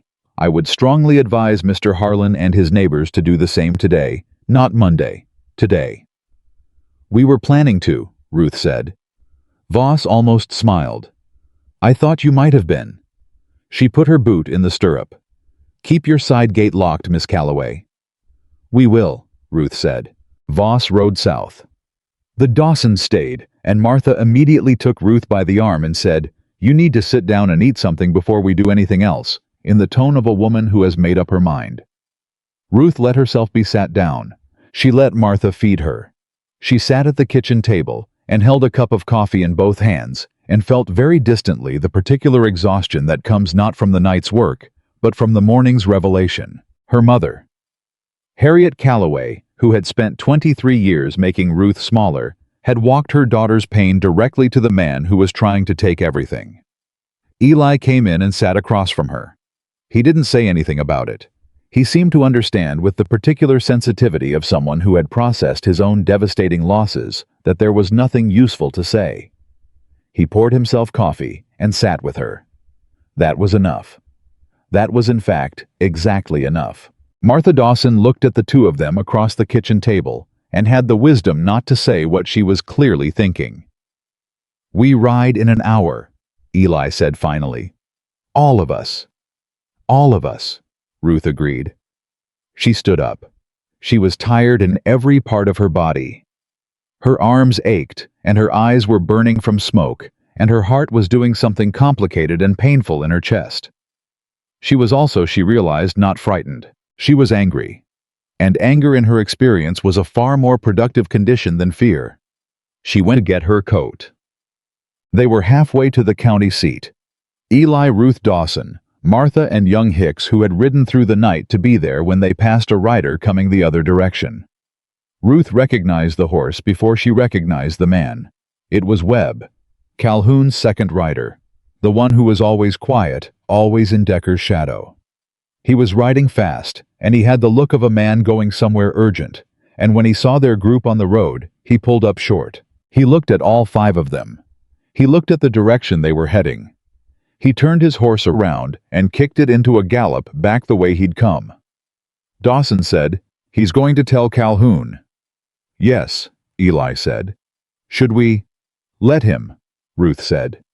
Everyone looked at her. "Let him go tell Calhoun," she said. "Let him describe 5 people riding together toward the county seat the morning after someone burned Eli's fence." She looked at the diminishing figure of Webb on the road ahead. "Calhoun's been counting on us being alone and scared. Let him find out this morning exactly how wrong that count was." Eli looked at her with the expression she was beginning to know well, the one that said something had surprised him by being exactly right. "Ride," he said, and they rode. The county seat was still 2 hours ahead of them, and Silas Calhoun was somewhere behind them, making calculations that were about to stop adding up. And Ruth Calloway rode in the middle of 4 other people, and felt for the first time in her life the specific gravity of belonging somewhere on purpose. Not by birth, not by necessity, by choice, by work. By every decision she had made since the morning she walked out of her mother's house with 47 cents and a grandmother's Bible. The mountain watched them go. The county seat clerk's name was Amos Birch, and he was the kind of man who had spent 20 years behind a government desk developing the specific skill of making people feel that their business, however urgent, was slightly inconvenient. He looked at the 5 of them coming through his door at 10:30 in the morning, and he looked at the papers Eli set on his counter, and he said in the tone of a man who managed his workload by managing expectations, "I'll need to schedule a formal review. We're backed up through the end of the month." "We need to file today," Eli said. "Sir, the process." "The process," Ruth said, stepping forward and setting her copy of the incident ledger alongside Eli's documents. "Involves documented arson committed last night on Mr. Harlan's property, coordinated harassment across 4 neighboring ranches, and a formal criminal inquiry already being conducted by Deputy Marshal Clara Voss, who rode from this county this morning." She held Birch's eyes. "I'd suggest that the end of the month may not serve the county's interests as well as today does." Birch looked at the ledger. He looked at the stack of documents from 4 different properties. He looked at Ruth's face with the particular expression of a bureaucrat who has just realized that the person across the counter has done their homework considerably better than he has done his. He pulled the ledger toward him and opened it. He read for 4 minutes without speaking. "I'll need to make copies of all of this," he said. "We brought copies," Ruth said. She set a second organized packet on the counter. "Originals stay with us." Birch looked at Eli. "She always prepared like this." "Pretty much," Eli said. They were in the clerk's office for 2 hours. Birch, once he understood what he was looking at, shed the bureaucratic torpor with the efficiency of a man who recognized a professionally important moment when it was placed directly in front of him. He called in a second clerk. He sent a runner to the Territorial Land Office representative who kept a part-time office 2 buildings down. By noon, the combined record of Calhoun's activities across 4 properties had been formally received, date-stamped, and entered into the Territorial Record. The Land Office representative, a lean, humorless man named Patterson, who asked questions with the precision of someone who had been deceived before and had no intention of being deceived again, spent 45 minutes with the documents and another 30 minutes with Eli, and then another 15 with Ruth specifically about the ledger methodology. "You dated every entry the day it occurred?" he asked. "The same day when possible," she said. "Within 24 hours in all cases. The fire last night I entered at approximately 4 in the morning after Mr. Harlan rode to alert the neighboring ranch." Patterson looked at the entry, looked at Ruth. "You were keeping this record before you had any reason to believe it would be formally used."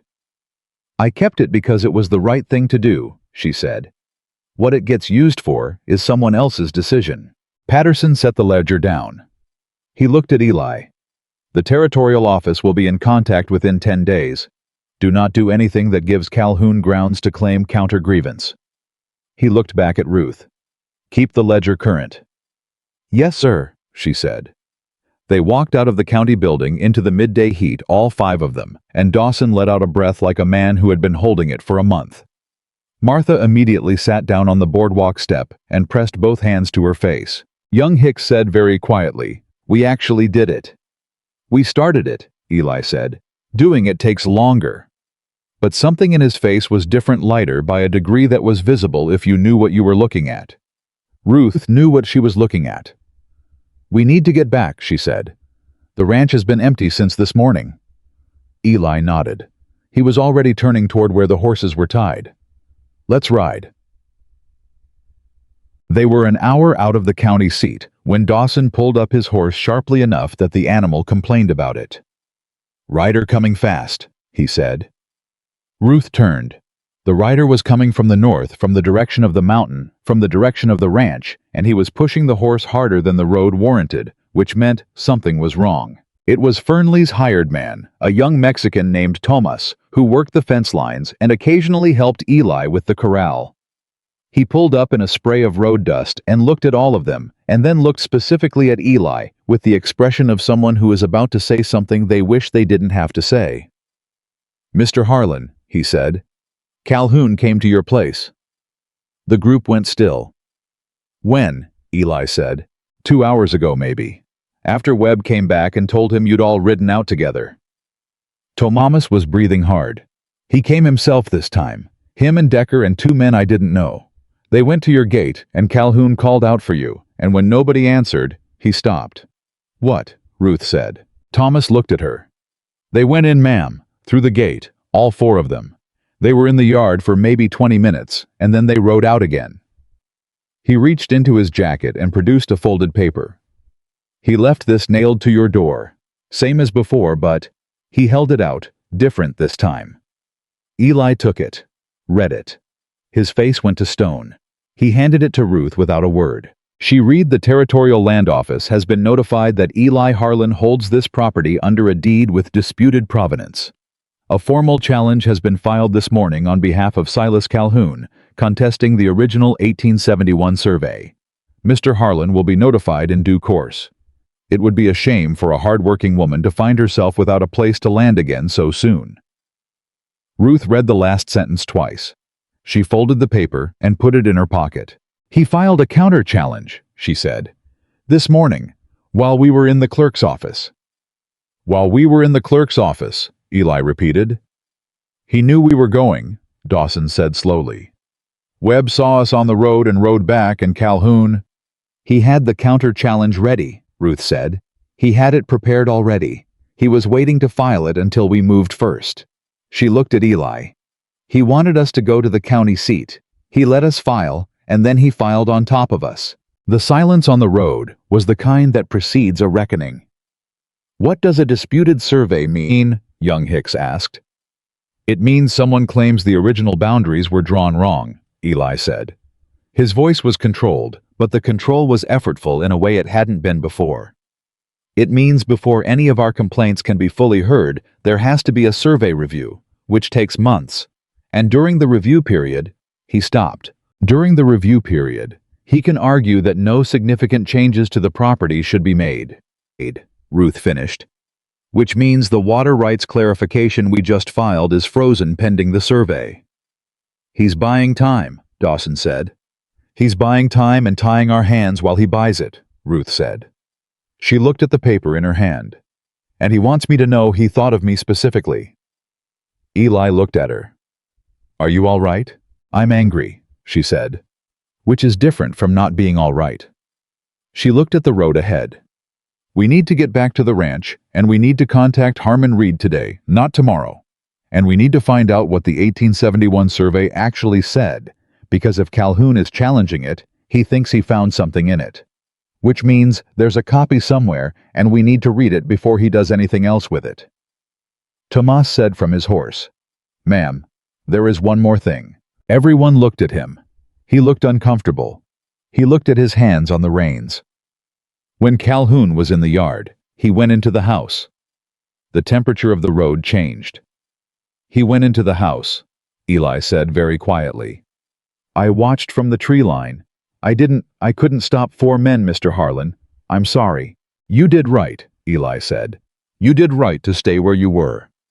His voice had a quality Ruth had not heard in it before, not anger exactly, but something beneath anger, something older and more serious. "Did he take anything?" "I don't know, sir. I couldn't see inside." Eli looked at Ruth. She looked at him. They both thought the same thing at the same moment. The study. The original deed. The documents that were not in the copies they'd taken to the county seat. "Ride," Eli said, and they rode. The study had been gone through. Not ransacked, nothing overturned, nothing obviously destroyed. But the particular order that Ruth maintained in that room, the order she knew by heart, after 3 weeks of working in it, had been disturbed in the specific way of someone who knew what they were looking for and had looked for it carefully. The left shelf. The document box. Eli crossed to it in 4 strides. He opened it. The original land deed was still there. Ruth felt the breath she'd been holding move out of her. But something else was gone. Eli stood at the box for a moment, very still, and then he said, "The letter." Ruth came to stand beside him. "What letter?" There was a letter in this box, from the original land surveyor, Thomas Adair. He wrote it in 1871 when he completed the survey, explaining the boundary decisions and referencing the creek as a fixed natural marker. He looked at the empty space in the box where it should have been. "I've had it for 12 years. He took the letter, Ruth said. "Not the deed, the letter." "Because the deed without the surveyor's clarification letter is ambiguous," Eli said. "And with the letter gone, there's nothing to counter whatever interpretation Calhoun's people put on the original survey." Ruth turned to the desk. She opened the top drawer. The second drawer. She went through them with methodical speed, not searching randomly, but moving in the specific way of someone who has organized a space and knows exactly what belongs where and what doesn't. She stopped at the third drawer. There was a small notebook she'd found in the first week old, the cover worn soft. She had assumed it was a record book from before Sarah died and had left it exactly where she found it out of respect. She opened it now. The first 20 pages were what she'd expected household accounts from years ago, Sarah Harlan's handwriting neat and slanted. She turned past them. Near the back, in different handwriting, older ink, more formal, she found it. Not the letter itself. A copy of a letter. Thomas Adair, 1871. Eli or someone before him had copied it by hand into this notebook. Probably as a precaution. She doubted they had consciously understood themselves to be taking. She held it up. Eli stared at it. "You found that in my desk," he said. "Third drawer, in the old account book." She turned the notebook so he could read the familiar handwriting at the top. "Did you copy this?" "Sarah did," he said. His voice had changed. "She copied important documents into that book." She said. He stopped. He looked at the notebook with the particular expression of a man receiving something from a long distance. She said, "Paper burns and leather doesn't." Martha Dawson, who had come in behind them, made a sound that might have been a prayer. Ruth held the notebook carefully. "Then Calhoun took the letter," she said, "and left the copy." "He didn't know about the copy," Eli said. "No, he didn't." Eli reached out and took the notebook from her, not urgently, with the deliberateness of a man receiving something precious from someone he trusts. He held it for a moment, just held it, and Ruth watched his face do something private and complete that she didn't look away from because she understood that it needed witnessing. He had lost Sarah. He had lost the 2 children. He had spent 3 years alone on a mountain trying to hold the shape of the life she had helped him build. And here was Sarah's handwriting in Sarah's careful hand, in the notebook she'd kept specifically because she understood that what they were building needed to be protected. She had protected it from 12 years away. "We need to get this to Harmon Reed today," Ruth said quietly. "Tonight, if we can reach him." "I'll ride," Eli said. He was still looking at the notebook. Then he looked up at Ruth. "Come with me." She had not expected that. "Both of us should go," he said. "Reed needs to hear from both of us, about the letter, about the survey challenge, about all of it." He met her eyes. "I don't want to do this part alone." She had not expected that either. "All right," she said. "Let's go." They reached Reed's office at dusk, and the lawyer read the copied letter in his evening lamplight with his mouth pressed into a thin line of concentration. When he was done, he set it down and folded his hands and looked at the both of them. "This copy," he said. "You can attest to its provenance." "My wife copied it herself from the original in 1874, Eli said. "I can provide the account book it was in. Her handwriting is on the pages directly before it." Reed nodded slowly. "The surveyor Thomas Adair, is he still living?" "I don't know. I'll find out. If he's living, his testimony confirms this copy. If he's dead, we argue the copy on its own merits, which are substantial given the context." Reed picked up the copied letter again. The language here about the creek as a fixed natural boundary actually strengthens your water rights claim, rather than simply confirming the survey boundary. If anything, Calhoun's challenge has given us an opportunity to put this on the record in a way it wasn't before. He almost smiled, which for Reed was a significant expression. He may have made a mistake. He thinks he took the only copy, Ruth said. Yes, and he won't know he's wrong until we file this. Reed looked at her. Which is why we file this tomorrow morning before he has any opportunity to adjust his strategy. He set the letter down. First thing tomorrow, both of you. We'll be here, Eli said. Reed looked at the two of them across his desk. He was a lawyer, not a romantic, and he looked at them the way a lawyer looks at a situation, assessing facts and probabilities. Miss Calloway, he said. The incident ledger that Deputy Marshal Voss took. Do you have another copy? In my head, she said. Reed blinked. I beg your pardon. I remember everything I wrote. Every date, every name, every incident. She met his eyes. If you need a second written copy, I can produce one tonight. Reed looked at Eli. Eli looked at the ceiling briefly. Give her paper, Eli said. Reed gave her paper. She spent the next 2 hours reconstructing the ledger from memory at Reed's desk, while Reed and Eli went through the survey challenge documents across the table. She wrote without stopping, without hesitating, without going back to correct anything, because there was nothing to correct. When she set the pen down, the ledger was complete to within an hour of the fire. Reed picked it up and read it. He said very quietly, "This is remarkable." "It's a record," she said. "It's a case," he said. "This is a case." They left Reed's office close to 9 o'clock. The night outside was warm and dark and full of the particular sounds of a summer evening in a small town, not hostile, not friendly, just alive and indifferent in the way that towns are. They untied the horses and stood there for a moment in the street. "You're hungry," Eli said. She was, in fact, extremely hungry. She hadn't eaten since Martha had fed her that morning. "There's a decent place 2 streets over," he said. "Open late." They ate at a small corner table in a room that was half empty and asking no questions, and Ruth ate more than she had in days, because the body insisted on its needs, regardless of whatever else was happening. And Eli ate steadily and thoroughly, in the way of a man who understood that food was infrastructure. When they were done, he leaned back and looked at her across the table. "I want to tell you something," he said. She waited. "I've been thinking about what Calhoun's note said. The last line." He held her eyes. "About a hard-working woman finding herself without a place to land." "I read it," she said. "He meant it as a threat," Eli said. "He meant it to frighten you into thinking this was temporary, that I would cut you loose when the pressure got bad enough." He was very still. "I want you to know that there is no version of this, not the survey challenge, not the counter-filing, not whatever he does next, that ends with you without a place." Ruth looked at him. "That's not a thing I say lightly," he said. "I don't say things lightly." "I know," she said. "I know you know."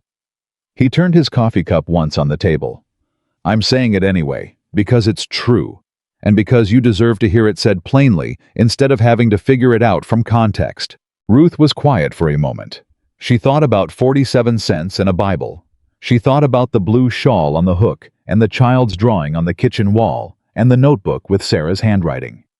She thought about Decker in the yard with a train ticket and the specific insult of being priced. "Eli," she said. "Yes."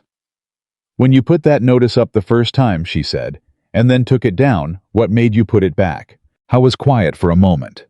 "I told myself it was practical, that I needed help with the horses and the kitchen garden and the accounts. And actually," he looked at the table. Then he looked at her. "I was tired," he said, "of the house being quiet." She held his eyes. "So was I," she said. "Of mine." The restaurant moved around them. Quiet conversations, the distant sound of someone's laugh, the particular warmth of people going about ordinary evenings, and they sat in it together and said nothing else for a while, and saying nothing else was exactly the right thing to say. They came back to the ranch close to midnight.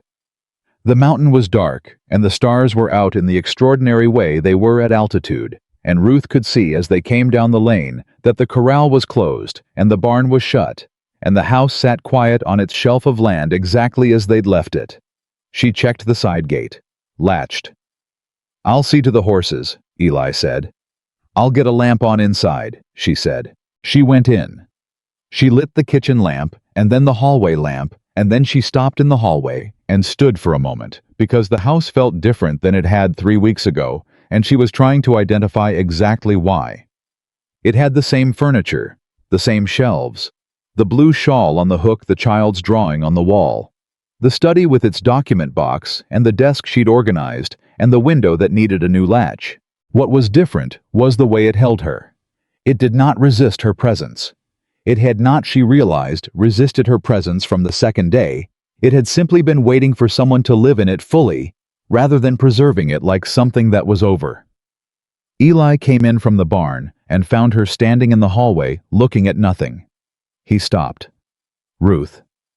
"I'm fine," she said. "Just thinking." He came down the hall and stopped a few feet from her. He looked at the blue shawl on the hook, which was what she'd been looking at without quite realizing it. "You never mentioned it," he said. "It wasn't mine to mention." "No." He reached out and touched the edge of the shawl briefly once and let his hand fall.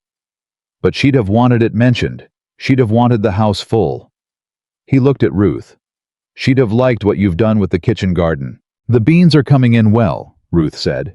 She liked beans. He almost smiled. "She would have had an opinion about your record keeping. A good one."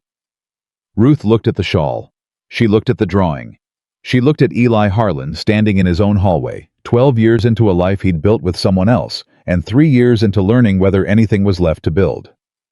"I'm not trying to replace anything," she said. "I know that," he said. "That's not, I know that. I'm not asking you to." He paused. "I'm not asking you for anything. I just want to be clear about what I said at the restaurant. There's no pressure in it, just truth." "I know," she said. "I know what you meant." "Do you?" he asked. And the question was quiet, but it had something beneath it that she felt the full weight of. She looked at him directly. "Yes," she said. "And when I have more words for what I mean back, I'll use them." He nodded. "That's enough," he said. "That's more than enough." He went to his room. She went to hers. She lay in the dark in the small room with the window, and she listened to the mountain breathe, and she thought about enough and whether it was, and decided that for now it was that for now. This was the most she had ever been given by someone who was not trying to take something in return, and that the right response to that was not to rush past it, but to hold it at exactly the size it was. She slept without waiting for footsteps on the stairs. For the first time in 23 years, she slept without waiting. The morning came with a rider. Not Calhoun's man. Not the pastor. Not anyone Ruth expected. The rider was a woman, and she came up the lane at a careful pace that suggested she was not certain of her welcome, and she stopped at the gate and waited. And when Ruth came out onto the porch and saw her face, everything in her went very still. Harriet Calloway had aged 10 years in the month since Ruth had left. Or perhaps Ruth had simply never looked at her in full daylight, without the constant accommodation of fear. And what she was seeing now was what had always been true. A woman made small by something that had grown to fill all the available space inside her. A woman who had turned her pain outward for so long, she had forgotten there was another direction for it to go. She sat on her horse at the gate, and she did not look like a woman who had been working with Calhoun's men. She looked like a woman who had done something she couldn't quite account for to herself, and had ridden 4 hours to stand in front of the evidence of it. Ruth walked to the gate.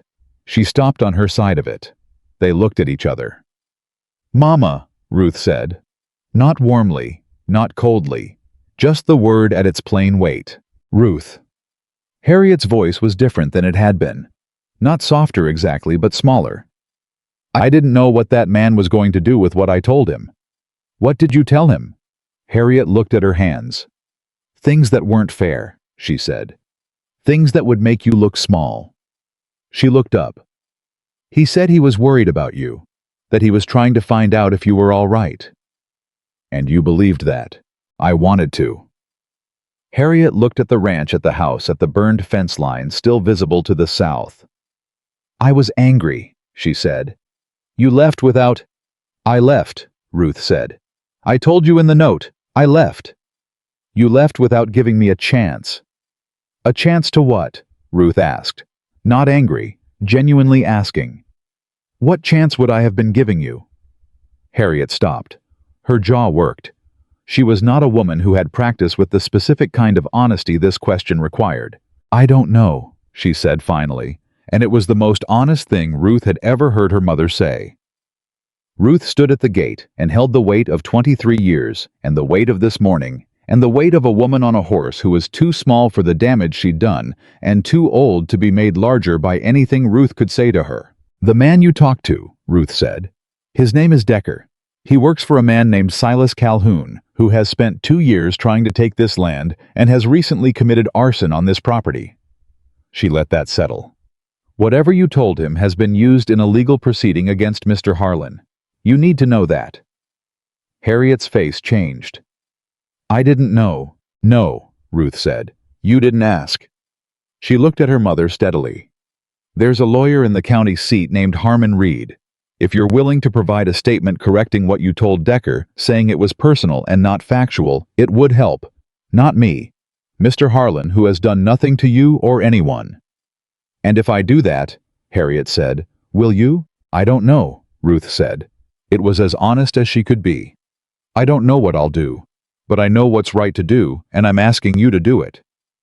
Behind her, she heard the door, and she heard Eli's boots on the porch, and she felt him stop and assess the situation in his immediate quiet way, and then stay where he was present, visible, not intervening, just there. Harriet looked at him over Ruth's shoulder. She looked back at Ruth. Something passed through her face, complicated, private, not entirely resolved. I'll go to the lawyer, she said. Thank you, Ruth said. Harriet looked at her for a long moment, in the way of someone looking for something they put down a long time ago and are not sure they'll find. Then she turned her horse and rode back down the lane. Ruth stood at the gate until she couldn't see her anymore. Then she turned. Eli was on the porch, leaning against the post, watching her. That was your mother, he said. Yes. You all right? She walked back up to the porch. She stopped at the bottom step and looked up at him. I don't know yet, she said. Ask me tonight. I'll ask you tonight, he said. She went inside. She heard him follow. She went to the kitchen, and she made coffee, because it was something to do with her hands, and she stood at the stove and held herself very still while the coffee heated, and she thought about Harriet Calloway riding away down the mountain lane, and she thought about Sarah Harlan's notebook in the document box, and she thought about what it means to be a woman shaped by another woman, either by example or by opposition. And she thought that she was at 23 years old, beginning to understand which one she was. She poured 2 cups. Eli came in and sat at the table without being asked. She set a cup in front of him and sat across from him, and they drank their coffee in the particular silence of people who have been through enough together that the silence is not empty, but full of the morning and the mountain and everything they'd built and everything still to build. The coffee was hot. The window showed the garden coming in. Down the south field, the burned fence posts stood like evidence of what had been tried and failed to take this place from them, and they would repair it today and the day after, and every day it needed repairing, because that was what you did with the things worth keeping. Eli set his cup down. He looked at her across the table. Tonight, he said. Are you all right? It wasn't tonight yet, but she understood what he was asking. Yes, she said. I think I am. He nodded. He picked up his cup again. Outside, the mountain morning moved on its enormous, unhurried way, and the beans in the garden grew an inch. Nobody measured, and somewhere below the ridge, Silas Calhoun sat at his own table, not yet knowing that the letter he'd stolen had already been replaced, and that the woman he'd tried to buy, and then tried to frighten, and then tried to unmoor with a mother's words, had slept the previous night without waiting for footsteps on the stairs. She was not going anywhere, and the mountain knew it. Harmon Reed found Thomas Adair on a Wednesday. The original surveyor was 71 years old and living in a boarding house in Pueblo, Colorado, half blind in one eye and entirely sharp in the mind. And when Reed's letter reached him, explaining what had been taken and what was at stake, Adair wrote back within 4 days, in a hand that shook slightly, but chose its words with the precision of a man who had spent his life drawing exact lines on imprecise land. Ruth read the letter at the kitchen table on a Friday morning, 3 weeks after her mother had ridden down the mountain lane, and she read it twice before she set it down. "He remembers the survey," she said. "He says he remembers it specifically because the creek bend at the eastern boundary was unusual, a natural oxbow that made the water rights question particularly clear-cut. He says he would be willing to provide sworn testimony." Eli was standing at the window. He turned. "He's willing to come. He's willing to provide a sworn affidavit immediately and come in person if Reed determines it necessary." She looked up. "Reed says the affidavit alone may be sufficient. That combined with Sarah's copy of the original letter and our filed documentation." She paused. "Say it," Eli said. "Reed says Calhoun's survey challenge is going to collapse," she said. "He thinks within 60 days. The kitchen held the sentence. Eli crossed to the table and sat down and put both hands flat on the wood and looked at them. He was quiet for a long moment. Ruth let him be quiet. She had learned over 6 weeks that Eli Harlan's silences were not absences. They were the place where he actually processed things, and interrupting them was like interrupting a calculation halfway through. 60 days, he said. Maybe less.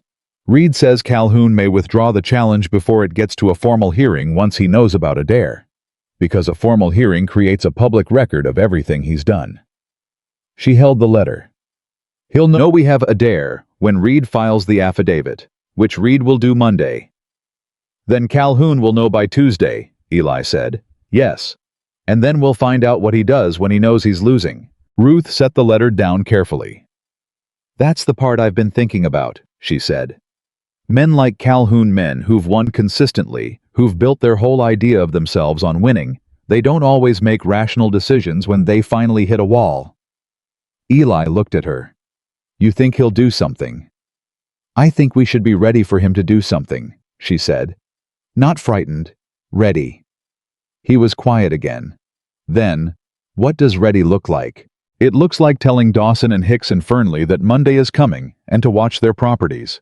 It looks like making sure Deputy Marshal Voss knows the affidavit is being filed. It looks like you not being alone on this land on Tuesday. She met his eyes. And it looks like us not pretending we don't know what we know about what kind of man he is. Eli looked at her for a long moment. You've been running 3 steps ahead of this the whole time, he said. I've been running 1 step ahead, she said. I just started earlier than you knew about. He almost smiled. When did you start? The night of the fire, she said. When I was writing the entry in the ledger at 4 in the morning, I thought if someone went to this much trouble to push us off this land, they were not going to stop because we filed papers. They were going to escalate. So I started thinking about what escalation looked like and what we needed to have in place before it arrived. He looked at her with the expression she knew by now, the one that looked like wonder, with the wonder held carefully in check. You didn't tell me you were thinking that, he said. You weren't ready to think it yet, she said. You needed to believe the legal filing would settle it first. So I let you believe that, and I kept thinking. She paused. I'm telling you now because you're ready now. Eli was quiet for a long moment. Then he said, I don't know whether to be impressed or unsettled. Both is fine, she said. I've been told I have that effect. He laughed. It was a short sound, genuine, the kind that surprised the person making it. Ruth had heard it 3 times in 6 weeks, and she counted each one. All right, he said.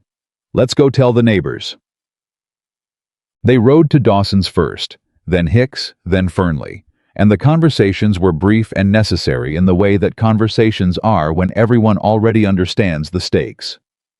By Sunday evening, all 3 neighboring ranches were watching their fence lines and their stock and their gates, and Tomas had quietly moved into the Harlan barn for the week at Eli's invitation, and Deputy Marshal Voss had been reached by wire and had sent back a response that said simply, Noted. I'll be in the area. Monday morning Reed filed the Adair affidavit. Monday afternoon, nothing happened. Tuesday morning, Ruth was in the kitchen garden when she heard Eli call her name from the direction of the barn. Not in alarm, but with the particular flatness that meant something had shifted. She came around the corner of the house. Silas Calhoun was at the gate. Alone. No Decker. No Webb. No hired men. Just Calhoun himself on a good horse in his good clothes, sitting at the gate with his hat in his hand. Ruth stopped beside Eli. They stood together in the yard and looked at him. Calhoun looked older than the last time Ruth had seen him, which had been on the south fence line 6 weeks ago, when he'd spoken to her with the geniality of a man who had never been told no and expected to keep that record intact. He looked like the intervening weeks had cost him something in the specific way that losing costs people who have made winning their identity. He looked at Eli. Then he looked at Ruth. Then he looked at Eli again. "I'd like to talk," he said. "You can talk from there," Eli said. Calhoun's jaw moved. He was not accustomed to gates. "Eli." "Mr. Harlan," Eli said. A pause. "Mr. Harlan." He turned his hat once in his hands. "I've spoken with my attorney this morning about the Adair affidavit." "Good," Eli said. "He advises me that the survey challenge as currently filed has significant weaknesses that he did not previously disclose to me." Something moved through Calhoun's face that was not quite shame, but was the practical neighbor of it. "I believe I was given incomplete information when I authorized the filing." Ruth was still. "You're saying your attorney misled you," Eli said. "I'm saying I may have been operating on an inaccurate understanding of the legal position." Calhoun's voice had the careful, constructed quality of a man who had rehearsed this enough to get the words right, but not enough to make them feel genuine. "I'm here to discuss whether there is a way to resolve this matter without further proceedings." "What kind of resolution?" Eli said. "I'm prepared to withdraw the survey challenge," Calhoun said, "and to acknowledge that the water rights as documented are legitimate, in writing, filed with the county." The yard was very quiet. Ruth kept her face still. Her mind was moving fast, running the shape of this offer against everything she knew about Calhoun, and everything Voss had told them about the case being built, and what the Adair affidavit meant for the formal record. She was thinking about what Calhoun was offering, and what Calhoun was not offering, and what the difference between those two things meant. "And the arson," she said. Calhoun looked at her. For the first time since she had known him, or known of him, he looked at her without calculation, just looked. "That is a separate matter," he said. "No," she said. "It isn't." Eli glanced at her. She held Calhoun's eyes. "Deputy Marshal Voss has an open inquiry," she said, "into the arson and into a 14-month pattern of harassment and interference across 4 properties. That inquiry exists independently of the survey challenge. You withdrawing the survey challenge doesn't touch the inquiry." She held her voice even. "What happens with the inquiry is Marshal Voss's decision, not ours. So the question isn't whether we accept your offer. The question is whether your offer takes into account what's actually at stake for you." Calhoun looked at her for a long time. "You're not what I expected," he said. "I know," she said. "People keep saying that." "I sent a man to offer you a train ticket," he said, 6 weeks ago. "I remember. I underestimated what you were." "Yes," she said, "you did." He looked at Eli. "I'm not a man who makes friends easily," he said. "I want what I want, and I move to get it. I've done that for 30 years. I'm not going to tell you I regret the wanting." He was quiet for a moment. "But I'm telling you the methods were further than I should have gone." "You burned my fence," Eli said. "You came into my house. You used a woman's mother against her." Calhoun said nothing. There was nothing to say. "You can file your withdrawal with the county," Eli said. "You can put the water rights acknowledgement in writing, and you can stay off this land and off the land of my neighbors for the rest of your natural life." He paused. "What Marshal Voss decides is Marshal Voss's business. I won't interfere with her inquiry, and I won't advocate for her to close it. Whatever she determines, that's the law's work." Calhoun put his hat back on. He looked at the burned fence line which they had repaired, but which still showed in the color of the new wood against the old. He looked at the house. He looked at Ruth one more time. "You're going to stay," he said. It was not a question. Yes, she said. He nodded once. He turned his horse and rode back down the lane without another word. Ruth stood in the yard and breathed. Eli was quiet beside her for a moment. Then he said, "He came himself." Yes. That means he's genuinely done. A man like Calhoun doesn't come himself unless he's ready to stop. Or unless he's calculated that stopping now costs him less than continuing, she said. Either way, the outcome is the same. Eli looked at her sideways. You don't trust it. I trust the written documents, she said. I trust Voss. I trust the records.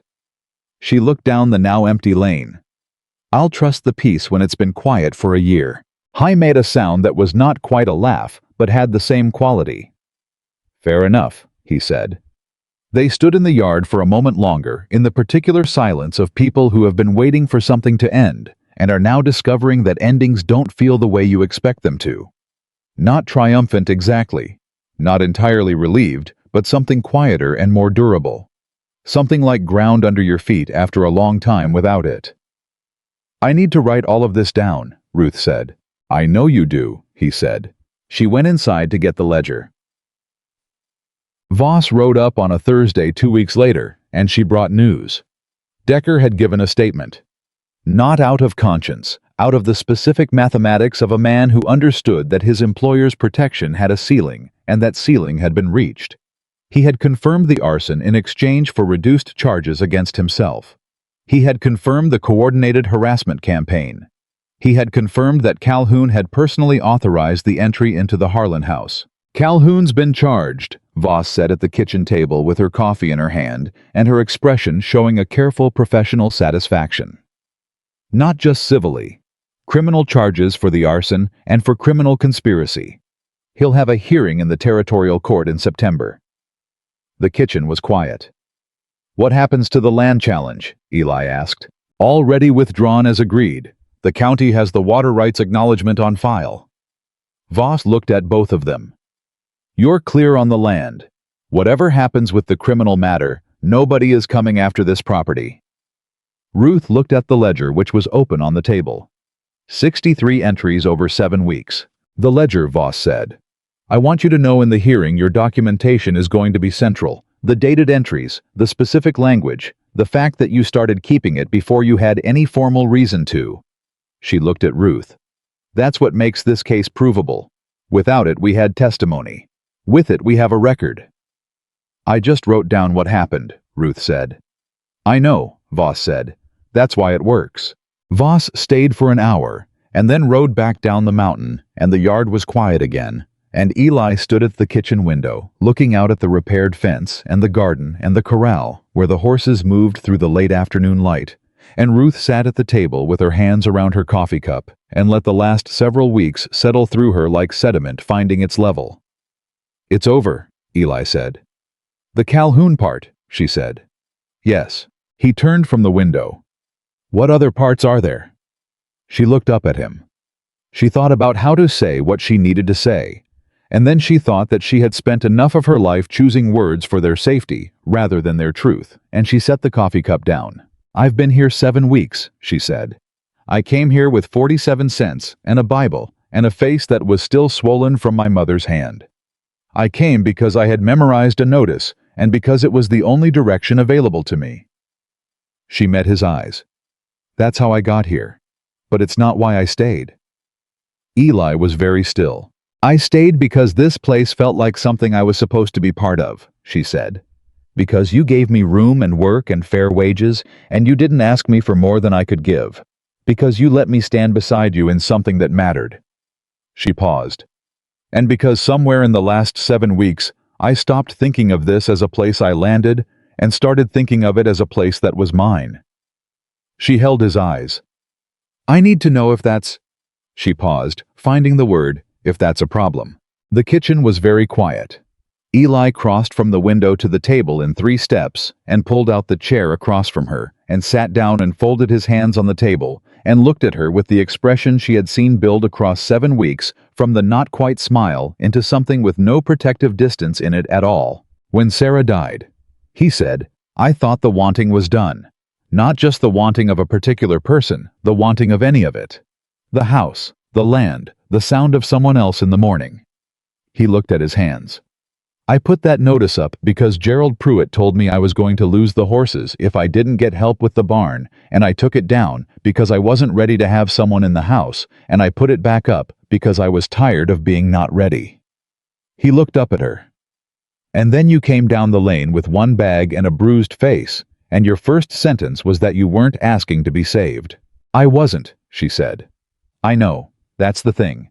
In 30 years, I have never had anyone come to me and say, I am not asking for rescue, I am asking for a chance. He held her eyes. You said that and I knew you meant it. And I knew you'd make good on it. I just didn't know. He stopped. What? She said. I didn't know how much it would matter, he said, to have someone here who meant what they said, who did what they said. He looked at her steadily.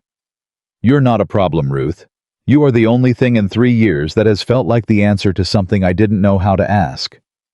The kitchen was very, very quiet. Ruth looked at Eli Harlan across the table. This man who said things once and meant them, who had held a notebook with a dead woman's handwriting and wept without weeping. Who had laughed 3 times in 7 weeks, and each time been surprised by it, who had stood beside her at a gate and said the right things and let her say the rest. And she felt something that had no analogy to anything that had come before it in her life, because nothing that had come before it had been chosen freely by someone who expected nothing in return. I don't know what to do with that, she said honestly. Neither do I, he said. But I figure we can work it out the same way we've worked everything else out. One day at a time, she said. One day at a time, he agreed. Starting with the fence on the north pasture, which still needs the 3rd section replaced, and the kitchen garden, which is going to need harvesting by end of the week. She looked at him. You're going to talk about the fence right now. The fence is real, he said. The fence is something I know what to do with. The not-quite smile was there, but warmer than she had ever seen it. Give me a little time with the rest. You have time, she said. Yes, he said. We do. The summer moved through August with the slow, golden authority of a season that knows its own limits and has decided to be magnificent anyway. The beans came in, and Ruth put up 14 jars. The corral fence got its 3rd section. The study got a proper filing system that Harmon Reed, who visited once to deliver finalized documents, called the most organized private archive he had seen outside a government building. Martha Dawson came up twice with her daughter-in-law and spent both afternoons in the kitchen talking to Ruth with the comfortable speed of women who have known each other longer than they actually have, because some acquaintances skip the preliminary stages by virtue of having been tested in the same fire. Thomas came back to help with the late summer fence work and stayed because Eli offered him steady wages and because the ranch, he said, had a different feeling than it used to. And when Ruth asked what feeling Tomas thought about it and said, like someone is paying attention to it, which Ruth thought was the best thing anyone had said about her work in her life. Old Mr. Pruitt came up from Millhaven on a September afternoon and sat on the porch and drank coffee and looked at the garden and the repaired fence and the new latch on the study window and said to no one in particular, "Well, I thought it might work out something like this." He looked at Ruth with the eyes of a 70-year-old man who had made a good gamble and knew it. "How's that north fence treating you?" "Better since we replaced the 3rd section," she said. "Always that 3rd section," he said wisely, and accepted a 2nd cup. Calhoun's hearing was in September. Ruth and Eli attended on the 2nd day when the ledger was entered into evidence. She sat in the courtroom and watched the entries she had written at kitchen tables and on porches, and once at 4 in the morning with smoke still in her hair, become the framework of an official accounting. The territorial judge was a small man with large glasses who read everything before he commented on anything, and when he set the ledger down and looked up, he looked at Ruth specifically. "You kept this record from the beginning of your employment at the Harlan Ranch?" he asked. "From the end of the 1st week," she said, "when it became clear that a record was necessary." "And you had no legal training?" "No, sir. I kept accounts for a dry goods store." The judge looked at the ledger again. He looked at the territorial attorney. He said, "I've seen professional investigators produce less useful documentation than this." He set it down. Continue. Decker testified. He was smaller on the stand than he had been in the yard, with his hand near his belt, which Ruth noted without satisfaction. Webb testified and said very little of use, which was consistent with everything she had observed about him. Calhoun's attorney filed motions that were denied question documentation that had been authenticated and eventually sat down with the look of a man who knew the arithmetic. Calhoun was convicted on 2 counts, criminal conspiracy and arson. He was not a young man. The sentence was 5 years, of which the judge indicated he might serve 3 given his age and prior standing in the community, which was the part that Eli had the most difficulty with, and Ruth did not tell him he was wrong to have difficulty with it, because he wasn't. What she said on the ride back from the courthouse was, "He's gone. The land is clear. The neighbors are documented and connected. Voss has the record." She looked at the mountain road ahead of them. 3 years or 5 years or 30 years, he's gone. Eli rode beside her and said nothing for a mile. Then, "You're right." "I know," she said. "I'm often right." He gave her the look. "You could be slightly less comfortable saying that." "I could be," she agreed. "I've decided not to." He laughed. The 4th time, she counted it. October came and the aspens turned, and the mountain became a thing of gold and amber that pressed itself against the sky and asked nothing of anyone. And Ruth Calloway stood on the porch on a Tuesday evening in the particular light of an October sunset, and understood that she had arrived at the end of something and the beginning of something else. She heard the door. Eli came out and stood beside her, not behind her, not at a careful distance. Just beside her, though he had been standing beside her for weeks, close enough that the warmth was mutual and intentional, and no longer something either of them pretended not to notice. They looked at the mountain. "I want to ask you something," he said. She waited. "I want to ask it plainly," he said. "Because I told you I don't say things lightly, and I want this to be the same." She turned to look at him. He looked back. His face had the openness she had seen build across 4 months, from the watchful closed stillness of the first day through every degree in between. To this, a man who had decided to be seen. "I'd like you to stay," he said. "Not as hired help. Not to the end of the season." He paused. "I'd like you to stay as mine and let me be yours and see what we build out of that." Ruth looked at him in the October light on the porch of the house that had been teaching her what home meant since July. She thought about 47 cents and a Bible.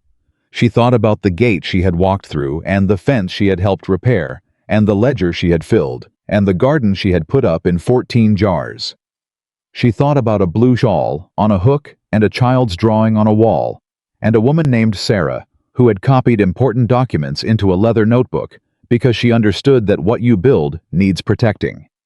She thought about a man who said things once and meant them, who had not once in 4 months made her feel that her presence here was conditional on her smallness. She thought about the morning she had walked out of her mother's house and made a decision with her feet before she had finished making it with her mind.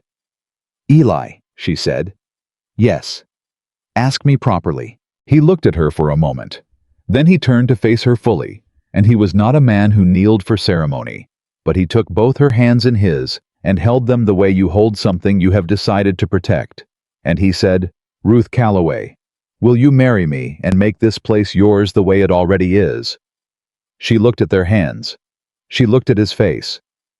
"Yes," she said. "Obviously yes." He let out a breath that had apparently been waiting. "Obviously," he repeated. "I've been yours since approximately the 4th day," she said. "I was simply waiting for you to catch up." He shook his head. He was smiling, not the almost smile, not the brief surprised laugh, actually smiling the full version of it, and it transformed his face into something she wanted to look at for a long time.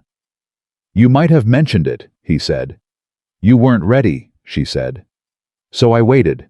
He looked at her. "You're going to keep doing that, aren't you? Running 3 steps ahead and waiting for me to catch up." "Probably," she said. "Is that going to be a problem?" He considered it. "No," he said.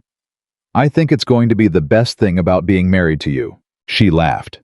It was her own real laugh, the one that had surprised her in the county seat 3 months ago, and she found that it surprised her less, now that it was becoming a familiar resident of this porch, this house, this mountain, that she was becoming someone for whom laughter was not a temporary visitor, but a permanent condition. He held her hands on the porch, and the mountain did its enormous October work around them, and neither of them said anything else, because nothing else was necessary. They were married in November, in a small ceremony on the ranch, with Dawson and Martha and the Hicks family, and Fernley and his wife, and Tomas and old Mr. Pruitt, who cried exactly once and denied it promptly. Harmon Reed attended and brought his wife, who had Ruth's precise record-keeping explained to her by her husband on the ride up, and apparently said, "I like her already," before she had even met her. Agnes Hooper came from the trading post and brought preserves. Deputy Marshal Voss sent a letter that arrived the day before the ceremony, which said, "Congratulations to you both. Keep the ledger going. Voss." Ruth pinned it to the study wall. Harriet Calloway did not come. She had given her statement to Reed in September, which had been entered into the record, and which had cost her the comfortable story she had told herself about her daughter for 23 years. She had sent a letter in October addressed to Ruth that said very little, but said it with a particular stripped quality that Ruth recognized as honest, which was more than she had received from her mother before. She kept the letter. She did not know yet what she would do with it. She gave it time. The ceremony was in the afternoon, when the mountain light came sideways through the aspens and turned everything it touched into something precious. Eli stood beside her in his good clothes, with his face open and undefended, and his hands holding hers, with the steadiness of a man who has made a decision and is finished deliberating. When the traveling preacher asked if she would have this man, Ruth looked at Eli Harlan and said yes, with the same quiet certainty she had used to say she was not leaving this mountain, the certainty of someone who had decided something with her whole self and found no competing argument anywhere in her body. After Martha Dawson kissed her cheek and said, "You are exactly what this mountain needed," and Ruth thought no. She thought this mountain is exactly what I needed. But she understood what Martha meant, and she held both things at once, because she had learned in 4 months on this high clear land that the truth was often not one thing or the other, but the place where both were true simultaneously. Mr. Pruitt shook Eli's hand for a long time and said nothing, which was more eloquent than most speeches. Tomas brought the horses around the corral at sunset, because the horses didn't know about ceremonies, but they knew about being brought together and fed and cared for, and sometimes that is the most useful form of celebration. That evening, after the guests had gone, and the house was quiet, and the mountain was doing its cold November breathing around them, Ruth sat at the kitchen table with the ledger open in front of her. She turned to the last entry, September 14. Calhoun convicted. Property clear, and below it she wrote November 12. Married E. Harlan, still keeping records. She closed the ledger. Eli came in and looked at her. He looked at the ledger. "You wrote in it tonight." "Last entry," she said. "The last one. The last one for the Calhoun matter." She looked up at him. "I'll start a new one. Ranch accounts. Incident records if we ever need them again. Garden yields." She paused. "Everything worth writing down." He looked at her across the kitchen with his quiet, steady eyes and said, "Everything worth writing down," the way he said things that mattered simply once. She stood up from the table. She crossed the kitchen. She stopped in front of him and looked up at him, and he looked back, and between them was everything that had been built in 4 months in 63 ledger entries and 4 repairs to the north fence, and 14 jars of beans, and 1 burned fence line, and 1 train ticket refused, and 1 letter from a dead woman's notebook, and 4 times she had heard him laugh, all of it present in the kitchen, like something structural, something you could stand on. "Eli," she said. "Ruth," he said. "I came up this mountain with nothing," she said. "You came up this mountain with everything," he said. "You just didn't know what it was worth yet." She looked at him. She thought that was probably the truest thing anyone had ever said to her, and that she would think about it for the rest of her life on this mountain, which she intended to be a very long time. She took his hand. Outside, the November mountain held them in its enormous dark, and the ranch was still, and the corral was quiet, and the kitchen garden was put to bed for winter, and the beans were in 14 jars on the cellar shelf, and the ledger was on the table, and the blue shawl was on the hook in the hallway, And the child's drawing was on the kitchen wall, and all of it, the past and the present, and the long open future of this place, belonged to them. Not because they had been born to it, not because anyone had given it to them, but because they had stood in it together through everything that had tried to take it, and they had held, and they were still holding, and that was the only title that had ever mattered. Ruth Calloway Harlan had come up a mountain with 47 cents and a Bible and a decision made with her feet. She had found something worth every step.